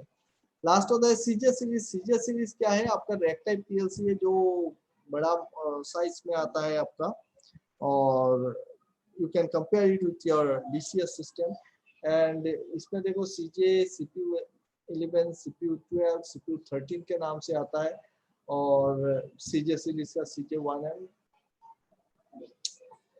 IOS कितने हैं, 160, 320, 640, ठीक है। और इसमें एक्सपेंशन नहीं होता है, लेकिन इसमें एक्सपेंशन होता है। फिर अगर आप CJ2M में जाते हो, सो 2M में आपका 11, 12, 13, 14, 15 का टाइप का CPU मिलेगा। IOS 2560 IOS तक होगा, लेकिन इसमें इथरनेट सर इसमें जो iOS दिया है क्या इनपुट आउटपुट ये है या operating system iOS operating system नहीं है, इनपुट एंड आउटपुट है यार। सर वो iOS समझ रहे हैं मे बी। iOS मतलब input outputs, 2560 input and output, ठीक है। अगर CPU मॉडल आप लेते हो 11, 12 ये सब लेते हो तो मैक्सिमम, अभी उसके ऊपर वेरी करेगा कि 11 में कितना, जैसे मैंने पहले के मॉडल्स में दिखाया कि हर एक मॉडल का CPU में अलग अलग कैपेसिटी होता है, ठीक है। सो इतना डिटेल्स में नहीं गया, नहीं तो ये तो पूरा का पूरा गूगल या फिर विकिपीडिया हो जाएगा, ये ट्रेनिंग नहीं रहेगा फिर कि आप पूरा से ओमरन का बोले पूरा मैनुअल खोल के बैठ गए हम लोग। सो हमको समझना है कि क्या मिलता है, किसमें मिलता है। तो CJ सीरीज में जब जा रहे हैं ओमरन के, अगर बड़ा साइज के जाना है तो हम सीजे सीरीज का जो सीपीयू होता है वो 11, 12, 13, 14 के हिसाब से आएगा, या फिर 31, 32, 33, 34, 35। तो ये 3 and 1 भी कुछ मायने रखता है, जिसमें अगर 1 का ले रहे हो, सीपीयू 1 सीरीज का ले रहे हो तो फिर उसमें इथरनेट नहीं मिलेगा, लेकिन 3 ले रहे हो तो फिर उसमें इथरनेट कम्युनिकेशन मिलेगा, बाकी कैपेसिटी दोनों का सेम है, ठीक है। नेक्स्ट होता है आपका क्या है, CJ2H। 2H जो है उसमें भी आप देखोगे कि 68, 67, 66, 65, 64, ठीक है। तो ये 6 वाला जो है इसमें क्या है, 6 इसमें इथरनेट नहीं है, और 6 EIP अगर लिखा हुआ है तो इसमें इनबिल्ट इथरनेट मिलेगा, कैपेसिटी दोनों का सेम, ठीक है। तो ये हो गया आपका सीजे सीरीज का।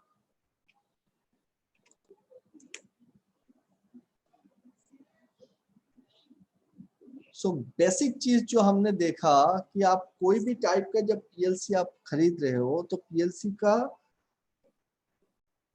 जो फीचर्स है, फीचर्स में से हमको क्या क्या फीचर्स देखते हैं, फीचर्स देखते हैं कि उसमें number of input output inbuilt कितने आ रहे हैं और एक्सपांशन कितना हो रहा है।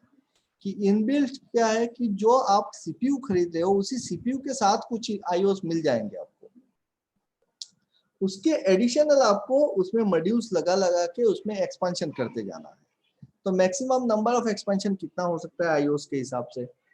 उसके बाद ये देखना है कि उसको एक्सपेंशन तो कर देंगे, उसमें कम्युनिकेशन प्रोटोकॉल क्या क्या दिया हुआ है, कौन सा केबल यूज करेंगे, क्या वो अगर मेरे पास एक सीमेंस का एक एलन ब्रेडली का है तो क्या दोनों के में डायरेक्ट हम कम्युनिकेट करा सकते हैं, नहीं करा सकते हैं।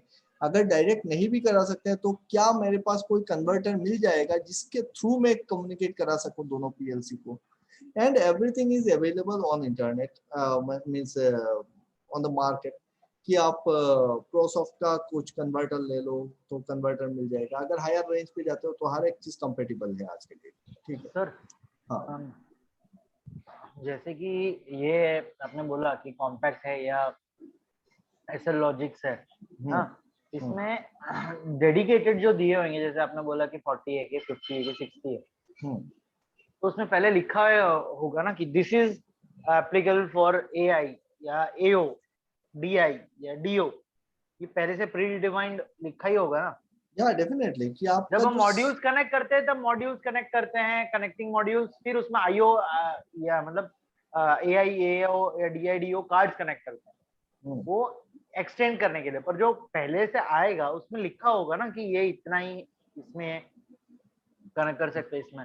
एग्जैक्टली जब भी आप मॉड्यूल कोई भी सीपीयू खरीद रहे हो, जो कोई भी पीएलसी खरीद रहे हो, तो उसमें वो डाटा तो दिया हुआ होगा कि इसमें कितने आईओस आपका इनबिल्ट आ रहा है। अभी आपको पहले शायद से पता नहीं था, लेकिन अभी तो पता हो गया ना। अभी जब भी आपको कोई भी सीपीयू आप खरीदने जाओगे तो सबसे पहले आप इसको देख लो कि भैया ये जो सीपीयू आप बोल रहे हो उसमें कितना आईओस मिलेगा, मेरे को एनालॉग मिलेगा कि नहीं मिलेगा इनबिल्ट में। तो एनालॉग नहीं मिलेगा तो क्या हम एनालॉग में एक्सपांड कर पाएंगे इसको, इसका एक्सपेंशन है। एक्सपेंशन अगर है तो कितना नंबर ऑफ आईओस तक हम एक्सपांड कर सकते हैं, समझ रहे हो बात को। तो वो सारी चीजें अगर हमारे दिमाग में है, उसके बाद देखो मैं बार बार बोल रहा हूँ कि टेक्नोलॉजी इतना फास्ट चेंज होता है और नए नए मॉडल्स एवरी डे लॉन्च होते हैं कि आप एक पर्टिकुलर मॉडल को पकड़ के नहीं बैठ सकते हो। हर रोज डेवलपमेंट हो रहा है, सॉफ्टवेयर के ऊपर डेवलपमेंट हो रहा है, प्रोसेसर के ऊपर डेवलपमेंट हो रहा है और एक नया मॉडल लॉन्च हो रहा है। तो ये it is really means waste of time and money, I will be saying कि अगर आप हर एक मॉडल का पूरा डिटेल्स में आप अगर रट्टा मार के या फिर मेमोरी में सेट करना चाहते हो तो उसका कोई तो जरूरत वाले नहीं करेंगे सर, ये तो सेल्स करेंगे, वो उसका कोई जरूरत नहीं है आपको।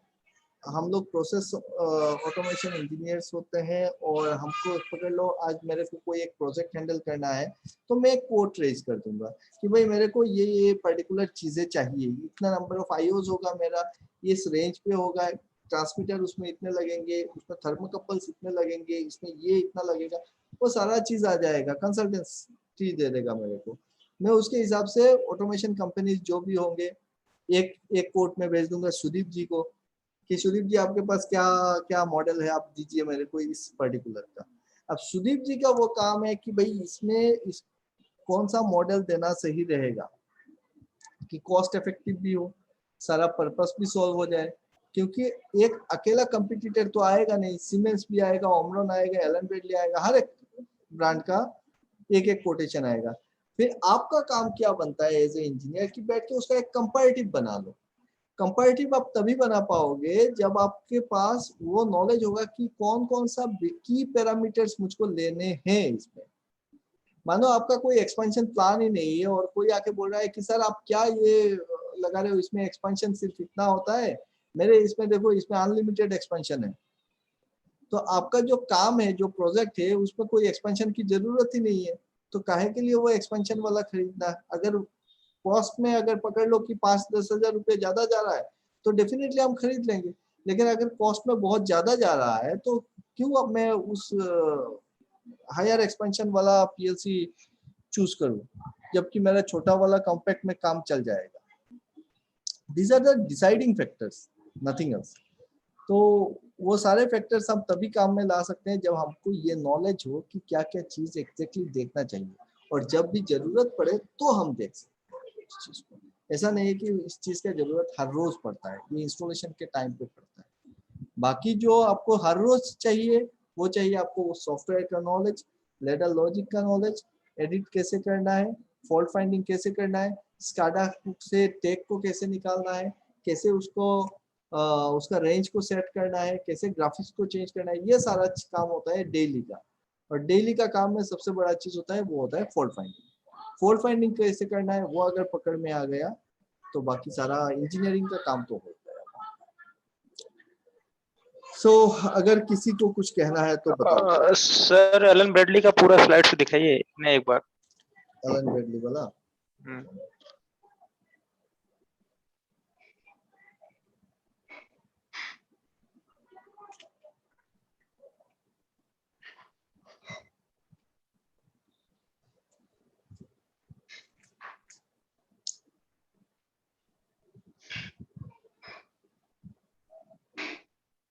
स्क्रीनशॉट लेना है तो ले सकते हैं, मैं सारे स्लाइड्स दिखा देता हूँ आपको।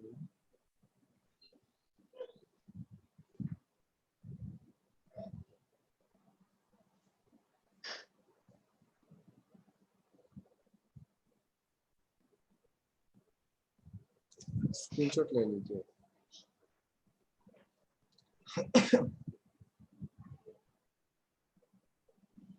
हो गए या फिर से देना है?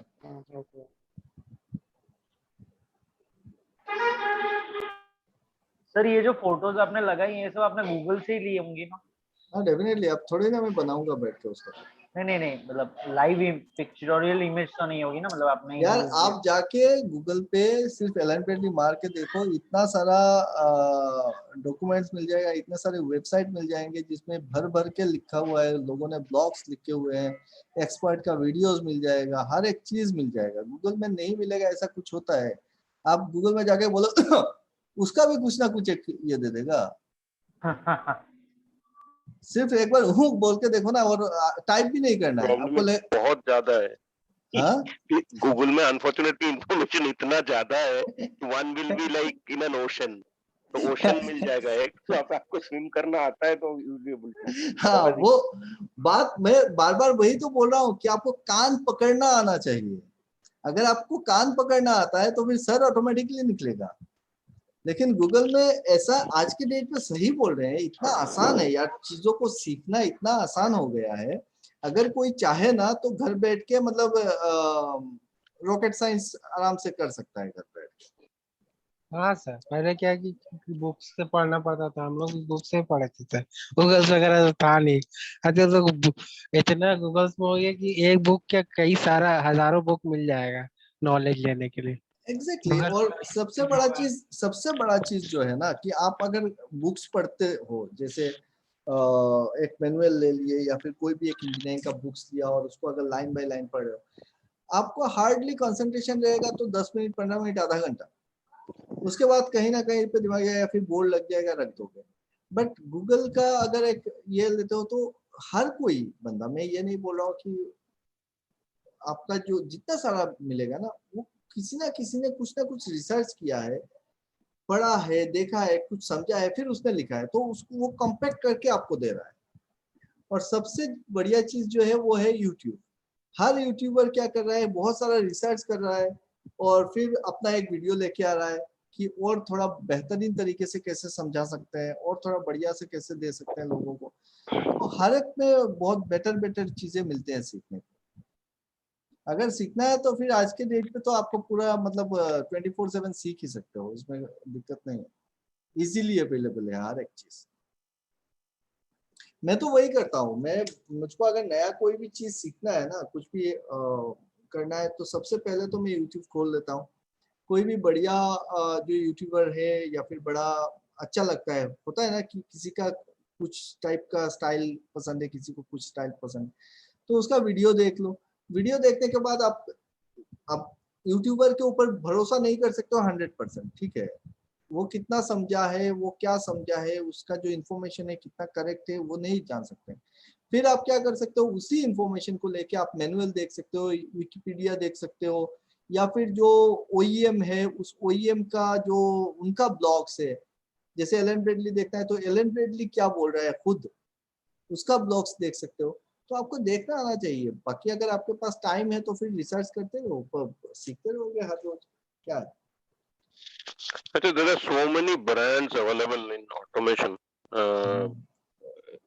Do they have some significant advantages over some of them? Some of them, do they have some significant advantages? ऐसे कुछ है क्या? तो अदरवाइज क्या होगा, जहाँ पे जिसका इंस्टॉल बेस है वहीं पे वो ग्रो करेगा। हाँ देखिए क्या है, ये कितना कंप्लीटली ना सुदीप जी, ये जो आप बोल रहे हो, ये आज के डेट पे मुझको नहीं लगता है कि इस टाइप से कुछ डिपेंड करता है, क्योंकि हर एक प्रोडक्ट जब लॉन्च होता है ना, तो उसका कंपटीटर उसी रेंज पे एक प्रोडक्ट लॉन्च करता है, उसमें थोड़ा सा इधर थोड़ा सा उधर करता है कि नहीं। अगर आप एलन ब्रेडली का कंट्रोल लॉजिक से कंपेयर करोगे तो फिर सीमेंस का आपका 1500 है, 1200 है। नहीं, न्यू प्रोजेक्ट्स जहाँ पे हैं वहाँ पे तो मारामारी होगा, but wherever there is an install base, there I think whatever is the base, it has a higher possibility of that brand to grow. ऐसा भी नहीं है, क्या होता है कि Unless and until there is customer dissatisfaction. Main चीज होता है सर्विस पे। हाँ, हम बोला customer dissatisfaction. मेन चीज होता है सर्विस पे। अगर सर्विस सही है, ब्रांड सभी अच्छे हैं, सर्विस क्या है उसके ऊपर डिपेंड करेगा। और दूसरा चीज है कि वो जो पर्टिकुलर ब्रांड लगा हुआ है, जो पर्टिकुलर कंट्रोलर लगा हुआ है, उस कंट्रोलर के ऊपर उस पर्टिकुलर प्लांट के इंजीनियर का क्या नॉलेज है, सबसे बड़ा चीज जहाँ पे होता है। क्योंकि मैनेजमेंट आके ये तो देखेगा नहीं अब इंजीनियर का फॉल्ट है कि मशीन का फॉल्ट है, क्योंकि उसका इंजीनियर तो मशीन के ऊपर डालेगा। कुछ भी फॉल्ट होता है तो इंजीनियर जाके बोल देगा कि यार इसका ये नहीं चल रहा है, वो नहीं चलता है, ये 2 दिन बाद इसका सीपीयू खराब हो जाता है। असल में उसको नहीं आता है इसको ठीक करना, चलाना। फॉर एग्जांपल, आई थिंक आज के दिन में if you talk about the total market share in India, I think Siemens का मार्केट शेयर सबसे ज्यादा है। But I have been to plants like Exide Industries, Hindustan Lever, ये सब जगह में you know people once they become close to you, they have shared ki like mane there are mixed performance from for Siemens also. I mean there are some cases where they have really suffered. I said, why should a brand like Siemens also be a reason of dissatisfaction for customers? Siemens का सबसे बड़ा खामी ये है कि उसमें expertise बहुत ज्यादा लगते हैं। एक्सपर्टीज अगर ना हो तो पुराना फील्ड यहाँ पे है, वहाँ पे तो अपग्रेड करने के लिए माने hardly people have knowledge, you hardly find integrators who have knowledge, जिसके पास में सीमेंस यूजर फ्रेंडली बहुत कम है। मतलब कैसे है कि एक फ्रेशर को सीमेंस देंगे तो कई सारी जगह, जैसे अभी सीमेंस का एक आता है सर पोजिशनर, स्मार्ट पोजिशनर, और वही एक हमारा मैस्कॉट का आता है नॉर्मल फ्लैपर नोजल वाला जो करते हैं। तो हम लोग मोस्टली वो लगा देते हैं क्योंकि उससे हमें मैन्युअली उसको सेट करना ज्यादा इजी होता है। स्मार्ट पोजिशनर के लिए हमको जो स्किल्ड पर्सन चाहिए, बहुत बहुत रेयर होते हैं करने के लिए, वो स्किल्ड होना चाहिए। और प्रेजेंटली सबसे स्केर्सिटी प्रोडक्ट से ज्यादा स्किल्ड पर्सन की है जो चीज हैंडल करे। वही तो बोल रहा हूँ ना कि सीमेंस ऐसा है कि वो हाई एंड प्रोडक्ट दे रहा है आपको, लेकिन हमको हैंडल करना नहीं आ रहा है। ठीक है, अब जरूरत है क्या उस चीज का आपके प्लांट में, वो देखना पड़ेगा। अब जो स्मार्ट ट्रांसमीटर का बोल रहे हो, वो स्मार्ट ट्रांसमीटर वहां पे काम में आता है जहां पे आप उसको रीच नहीं कर पा रहे हो, या फिर बहुत लार्ज नंबर ऑफ ट्रांसमीटर्स आप लगा रहे हो। ठीक है, बहुत ज्यादा ट्रांसमीटर्स है, तो वहां पे स्मार्ट ट्रांसमीटर्स क्या होते हैं कि आपको रेंज चेंज करना है, ये करना है, वो करना है, तो फिर वो आप बैठ के हार्ड कम्युनिकेशन से कर सकते हो, इजीली दूर बैठ के कर सकते हो। आप कंट्रोल नेट या फिर डिवाइस नेट के थ्रू आप पूरा का पूरा कम्युनिकेशन कर रहे हो उसके थ्रू। लेकिन अगर आपका नंबर ऑफ ट्रांसमीटर्स कम है, छोटा प्लांट है, या फिर पकड़ लो उतना ज्यादा काम नहीं पड़ता है इसमें, आप आराम से कर सकते हो, तो आपके लिए तो वो 4 to 20 मिलियन या 2 तार से खींच के लगाना वो बेटर है ना। आप काहे के लिए उतना ज्यादा झंझट खरीदोगे। तो डिपेंड करता है कि मैं बोला ना कि ब्रांड सभी अच्छे हैं, ब्रांड अच्छा नहीं है ऐसा नहीं है, लेकिन एक्सपर्टीज किसमें कितना है उसके ऊपर बहुत ज्यादा मायने रखता है। मानिए मैं फेमिलियर हूँ एलन ब्रैडली से, तो मैं हमेशा एलन ब्रैडली ही प्रेफर करूंगा क्योंकि मेरा हाथ है उसमें। मैं सीमेंस का कोई आएगा तो फिर नहीं यार, सीमेंस कौन फिर से झंझट करेगा उसको। और सीमेंस का प्रोग्रामिंग वगैरह समझना भी थोड़ा सा मुश्किल होता है, उसका जो सॉफ्टवेयर्स होते हैं उसके लिए उसको एक बार अगर कोई सीख जाता है तो उसके लिए आसान होता है। तो इंडिया में अगर टोटल इंस्टॉल बेस पकड़े उसमें मैक्सिमम मार्केट शेयर सीमेंस का ही है ना?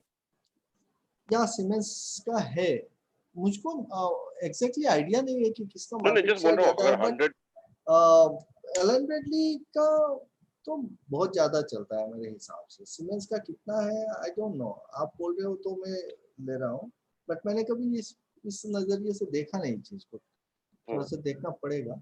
मेरे पर्सनल एक्सपीरियंस मतलब अभी तो वो कम है, पर जितना मतलब अभी मैंने 3 कंपनीज विजिट की है। एक यूपीएल है, एक गोदरेज है, और एक हमारे यहाँ पे लोकल कंपनी है मेगमनी इंडस्ट्रीज, पीआई। ओके, ये सारी इंडस्ट्रीज में मैंने जहां तक देखा है, they all use Allen Bradley, all use Allen Bradley, that's all. मेरे हिसाब से भी एलन ब्रैडली का शेयर ही ज्यादा होना चाहिए। पता नहीं सुदीप जी के हिसाब से। Yeah, basically, I also really do not know. This my figure may be pertaining to region east only नहीं, because Allen there are Bradley no होगा, number of steel plants and all. Allen Bradley का All over share ही India, ज्यादा it है। could be Alan Bradley would be the leader. Perhaps I don't know. I have really not found out.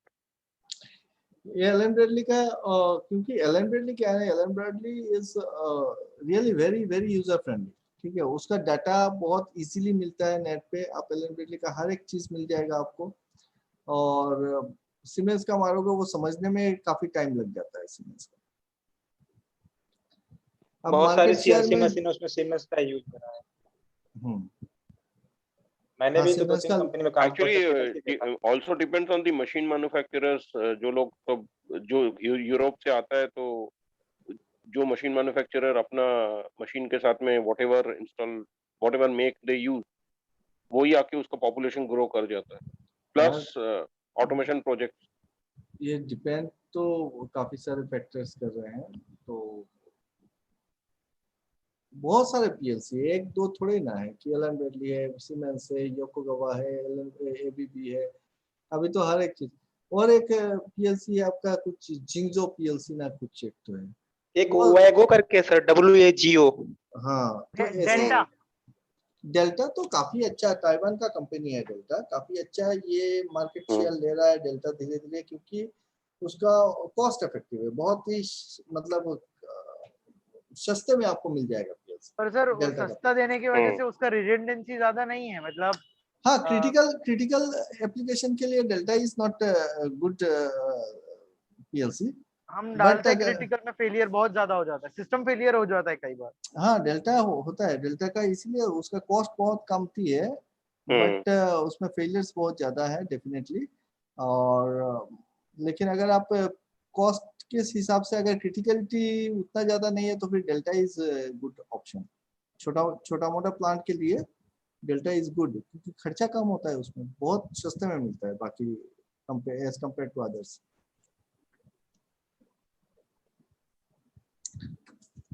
Okay so कैसा लगा ये training करके बताइए।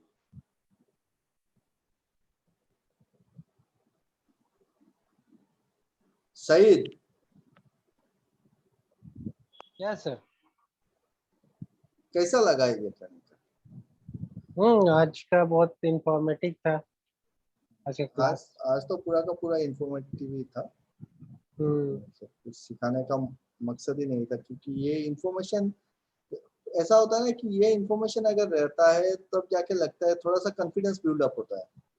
अगर कुछ बोल रहा है कोई माइक्रोवेव बोल रहा है और मेरे को पता ही नहीं कि वो माइक्रोवेव कहाँ पे यूज होता है, वो सॉफ्टवेयर का नाम है कि ये पीएलसी का नाम है, जिससे एग्जैक्टली कोई मतलब नहीं है आप, लेकिन कहीं पे डिस्कशन पे बैठ गए कुछ ये हो रहा है या फिर तो ऐसा लगता है शायद से मेरे को कुछ पता ही नहीं है, हाँ लोग क्या बोल रहा है समझ में ही नहीं आ रहा है। तो वो प्रोडक्ट और उसका ब्रांड, उसका सॉफ्टवेयर का नॉलेज शायद से हो ना हो, लेकिन उसका नाम कि कौन सा मॉडल कौन से सॉफ्टवेयर यूज कर रहा है, कौन सा कम्युनिकेशन केबल यूज हो रहा है, तो वो सब जानने से क्या होता है कि इंडस्ट्री में डिस्कशन करने में काफी आसानी होती है। सही सर, हम लोग भी इंडस्ट्री में रहे तो इंडस्ट्री में जैसे अभी क्लास किए है, क्लास से ये है कि हमको पता चला कि कौन कौन सा चीज जो है कहाँ यूज होता है और क्या नाम है, उसका क्या मतलब पूरा इंफॉर्मेशन पता चला। अगर इंडस्ट्री में रहते सिर्फ देखते हम लोग कि ये चीज ये है, ये कैबिनेट है, ये ऐसे ऐसे पता चलता। कैबिनेट में पीएलसी लगा हुआ है, मॉड्यूल्स लगा हुआ है, डिले लॉजिक्स लगा हुआ है, मगर उसमें क्या चल रहा है वो समझ में नहीं आता। क्लास करने से क्या है कि अब है कि बोल सकते हैं कि हाँ क्या क्या चल रहा है, किधर क्या है, क्या फॉल्ट है, सब निकाल हाँ सकते डेफिनेटली डेफिनेटली, मैं बोला ना अगर कान पकड़ने आ गए तो हो गया हमारा काम हैं। कि यस सर। वो हर रोज नए प्रॉब्लम्स आएंगे, हर रोज नए प्रॉब्लम्स आएंगे, नए मशीन्स मिलेंगे हमको, नए कंट्रोल सिस्टम मिलेंगे हमको, नया सॉफ्टवेयर मिलेगा, टेक्नोलॉजी नया होगा, लेकिन उस टेक्नोलॉजी को एडाप्ट करने का जो कैपेसिटी है, जो बेसिक स्ट्रक्चर है, जो बेस है, वो बेस सही रहना चाहिए। अगर बेस सही हो गया तो कोई भी टाइप का कंट्रोलर दे दो, कुछ भी दे दो, हम उसमें काम कर सकते हैं।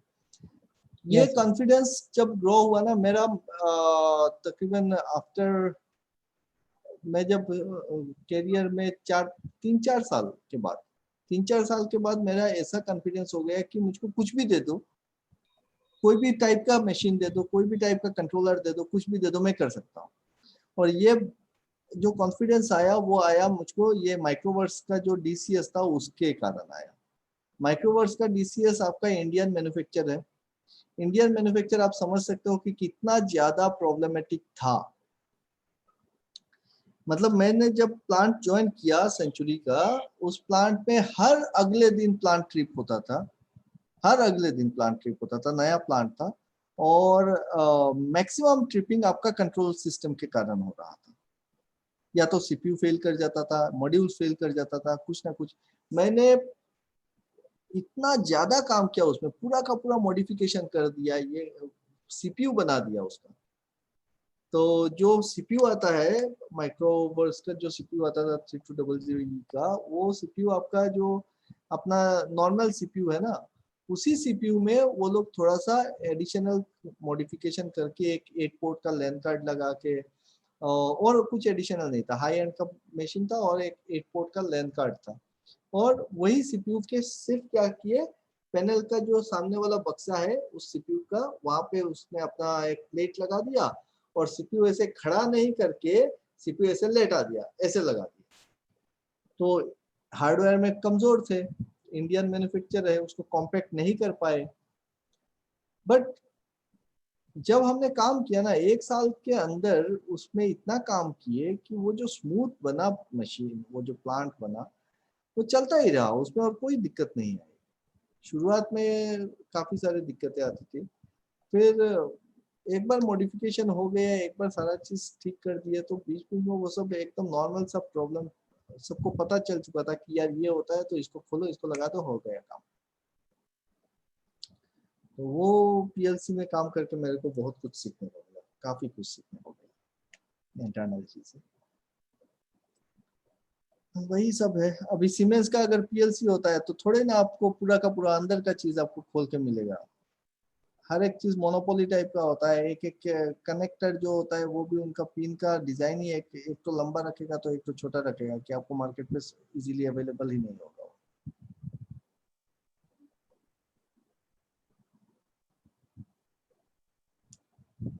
ठीक है, तो आज के लिए यहाँ पे खत्म करें।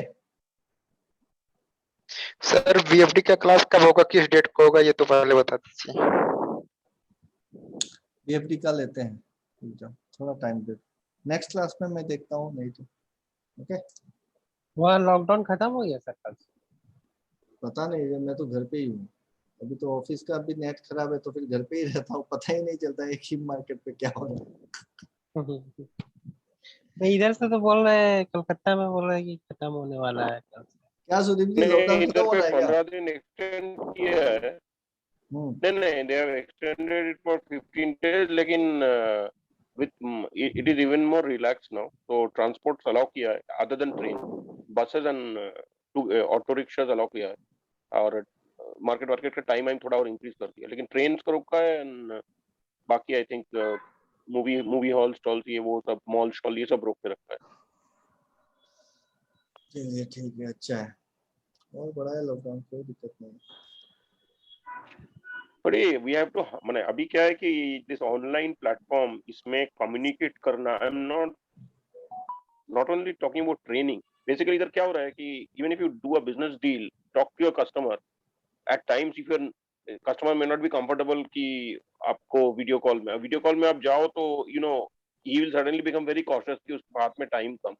तो कम टाइम के अंदर में उनको ढंग से सब कुछ एक्सप्लेन करके उनका उनको एक्सेप्टेंस लेना is really becoming difficult unless and until you know the customer previously. Because क्या है, सामने जाके ना, we used to, हम लोग सीखते थे अपना करियर में कि when you go and meet a customer for the first time, your body language matters, the way you speak matters. Customer के साथ में एक exchange of communication, silent exchange of communication होता है, and if it clicks, then when you go and talk to him, it becomes easy, and he will also have started having dependency on you. वो social media में या through ये web based platform में करना थोड़ा, actually बोलना आसान है बट करना बहुत ही डिफिकल्ट है। बहुत डिफिकल्ट है, एग्जैक्टली। क्योंकि देखिए, चाहे आप कितना भी, अभी एक मीटिंग में आप मुझको कितना जान पाते हैं।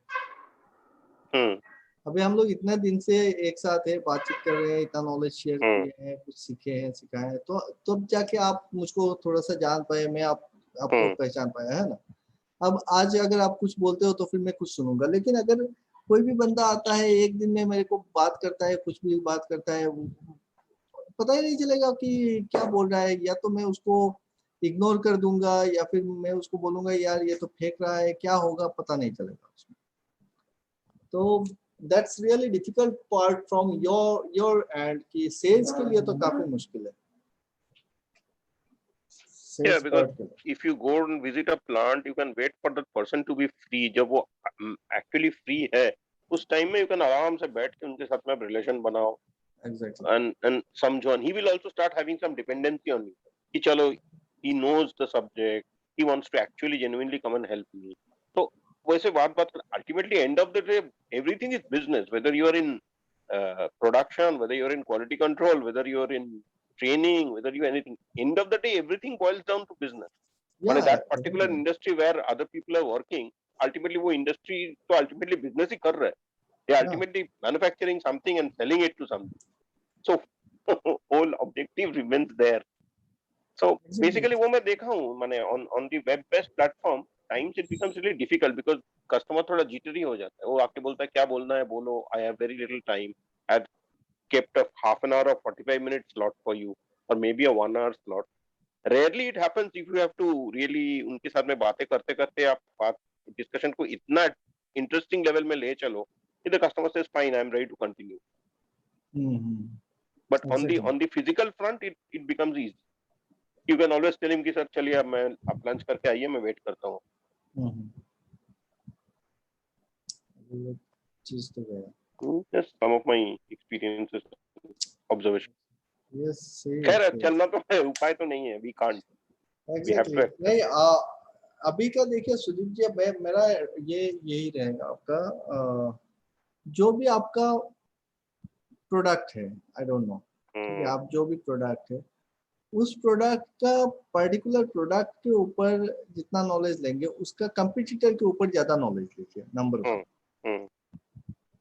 दूसरा चीज की जो भी प्लांट को आप टारगेट कर रहे हैं उस प्लांट पे जो भी कंट्रोल सिस्टम है क्या लगा हुआ है उसके ऊपर डिटेल्स लेने से पहले उस प्लांट में जो काम कर रहा है अगर किसी तरीके से उसका इंजीनियर की सर एक काम करिए, आपका जो टेक्निकल हेड है उससे बात करा दीजिए, इंस्ट्रूमेंट का हेड से बात करा दीजिए, और उससे सबसे पहले तो ये जानिए कि उस प्लांट में दिक्कत क्या आ रहा है, प्रॉब्लम कहाँ पे आ रहा है, एग्जैक्टली कि भाई आप लोगों की आपका कंट्रोल सिस्टम जो है उसमें प्रॉब्लम क्या आता है, प्लांट कभी ट्रिप करता है कंट्रोल सिस्टम की वजह से, क्या क्या दिक्कतें आती हैं, कुछ अगर खराब तो वो इंजीनियर है ना वो आपको इतना सा बताएगा, इतना होगा तब भी इतना बताएगा, उसको इतना समझ में आ रहा है उतना बताएगा, आप उसको सिर्फ पकड़ लीजिए और फिर उसी का नोट बना के कि सर देखिए आपके वहां पे अगर ये मशीन लगा हुआ है, ये कंट्रोल सिस्टम लगा हुआ है तो उसमें ये दिक्कतें आती है। अब देखो कस्टमर ऑलरेडी अपने इंजीनियर से वो सुन रहा है कि सर इसमें दिक्कत आती है, अब जब आप पिच करोगे कि यार इस पर्टिकुलर जो सीरीज है उसमें ये वाली दिक्कतें आती है, मैंने बहुत जगह देखा है, तो कस्टमर एकदम तुरंत से आपका हो गया कि हाँ यार हम भी फेस कर रहे हैं इस दिक्कत को, ऐसा होता है, तो आपके पास क्या सोल्यूशन है, अब आपको आपका सोल्यूशन देना है।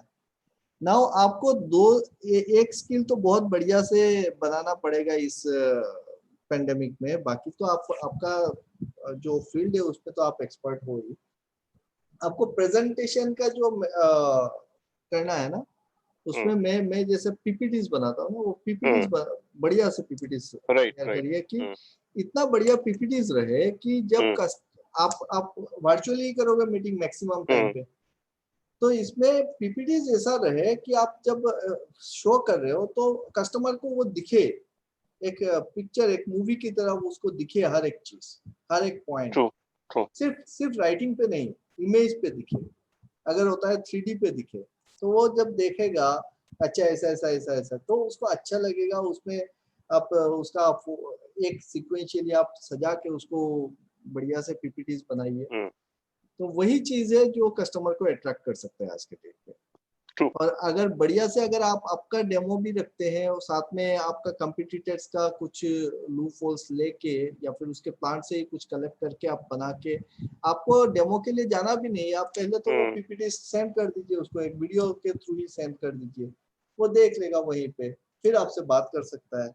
तो now the world has changed and हमको भी वो नया एडॉप्शन लेना ही पड़ेगा, नया चीजों को, है ना।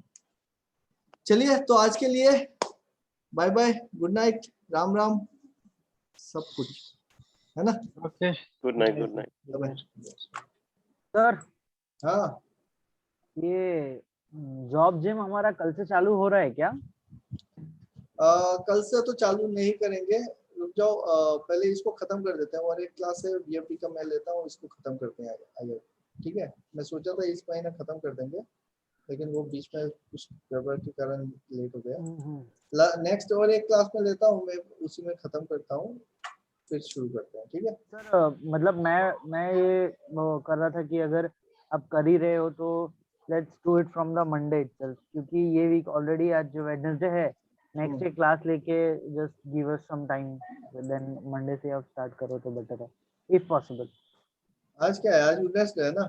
हाँ वेडनेसडे है, तो आप इस वीक में मतलब आप अपना एक वीएफडी का क्लास है और हाँ इसी वीक खत्म हो जाएगा, हाँ, दो कल परसों अगर कर लेते हैं, परसों इसी वीक में खत्म करते हैं तो मंडे से शुरू कर सकते हैं। हाँ वही, इस वीक में आप एक वीएफडी का क्लास और एक कंक्लूजन क्लास खत्म करके वीएफडी मंडे से चालू कर सकते हैं।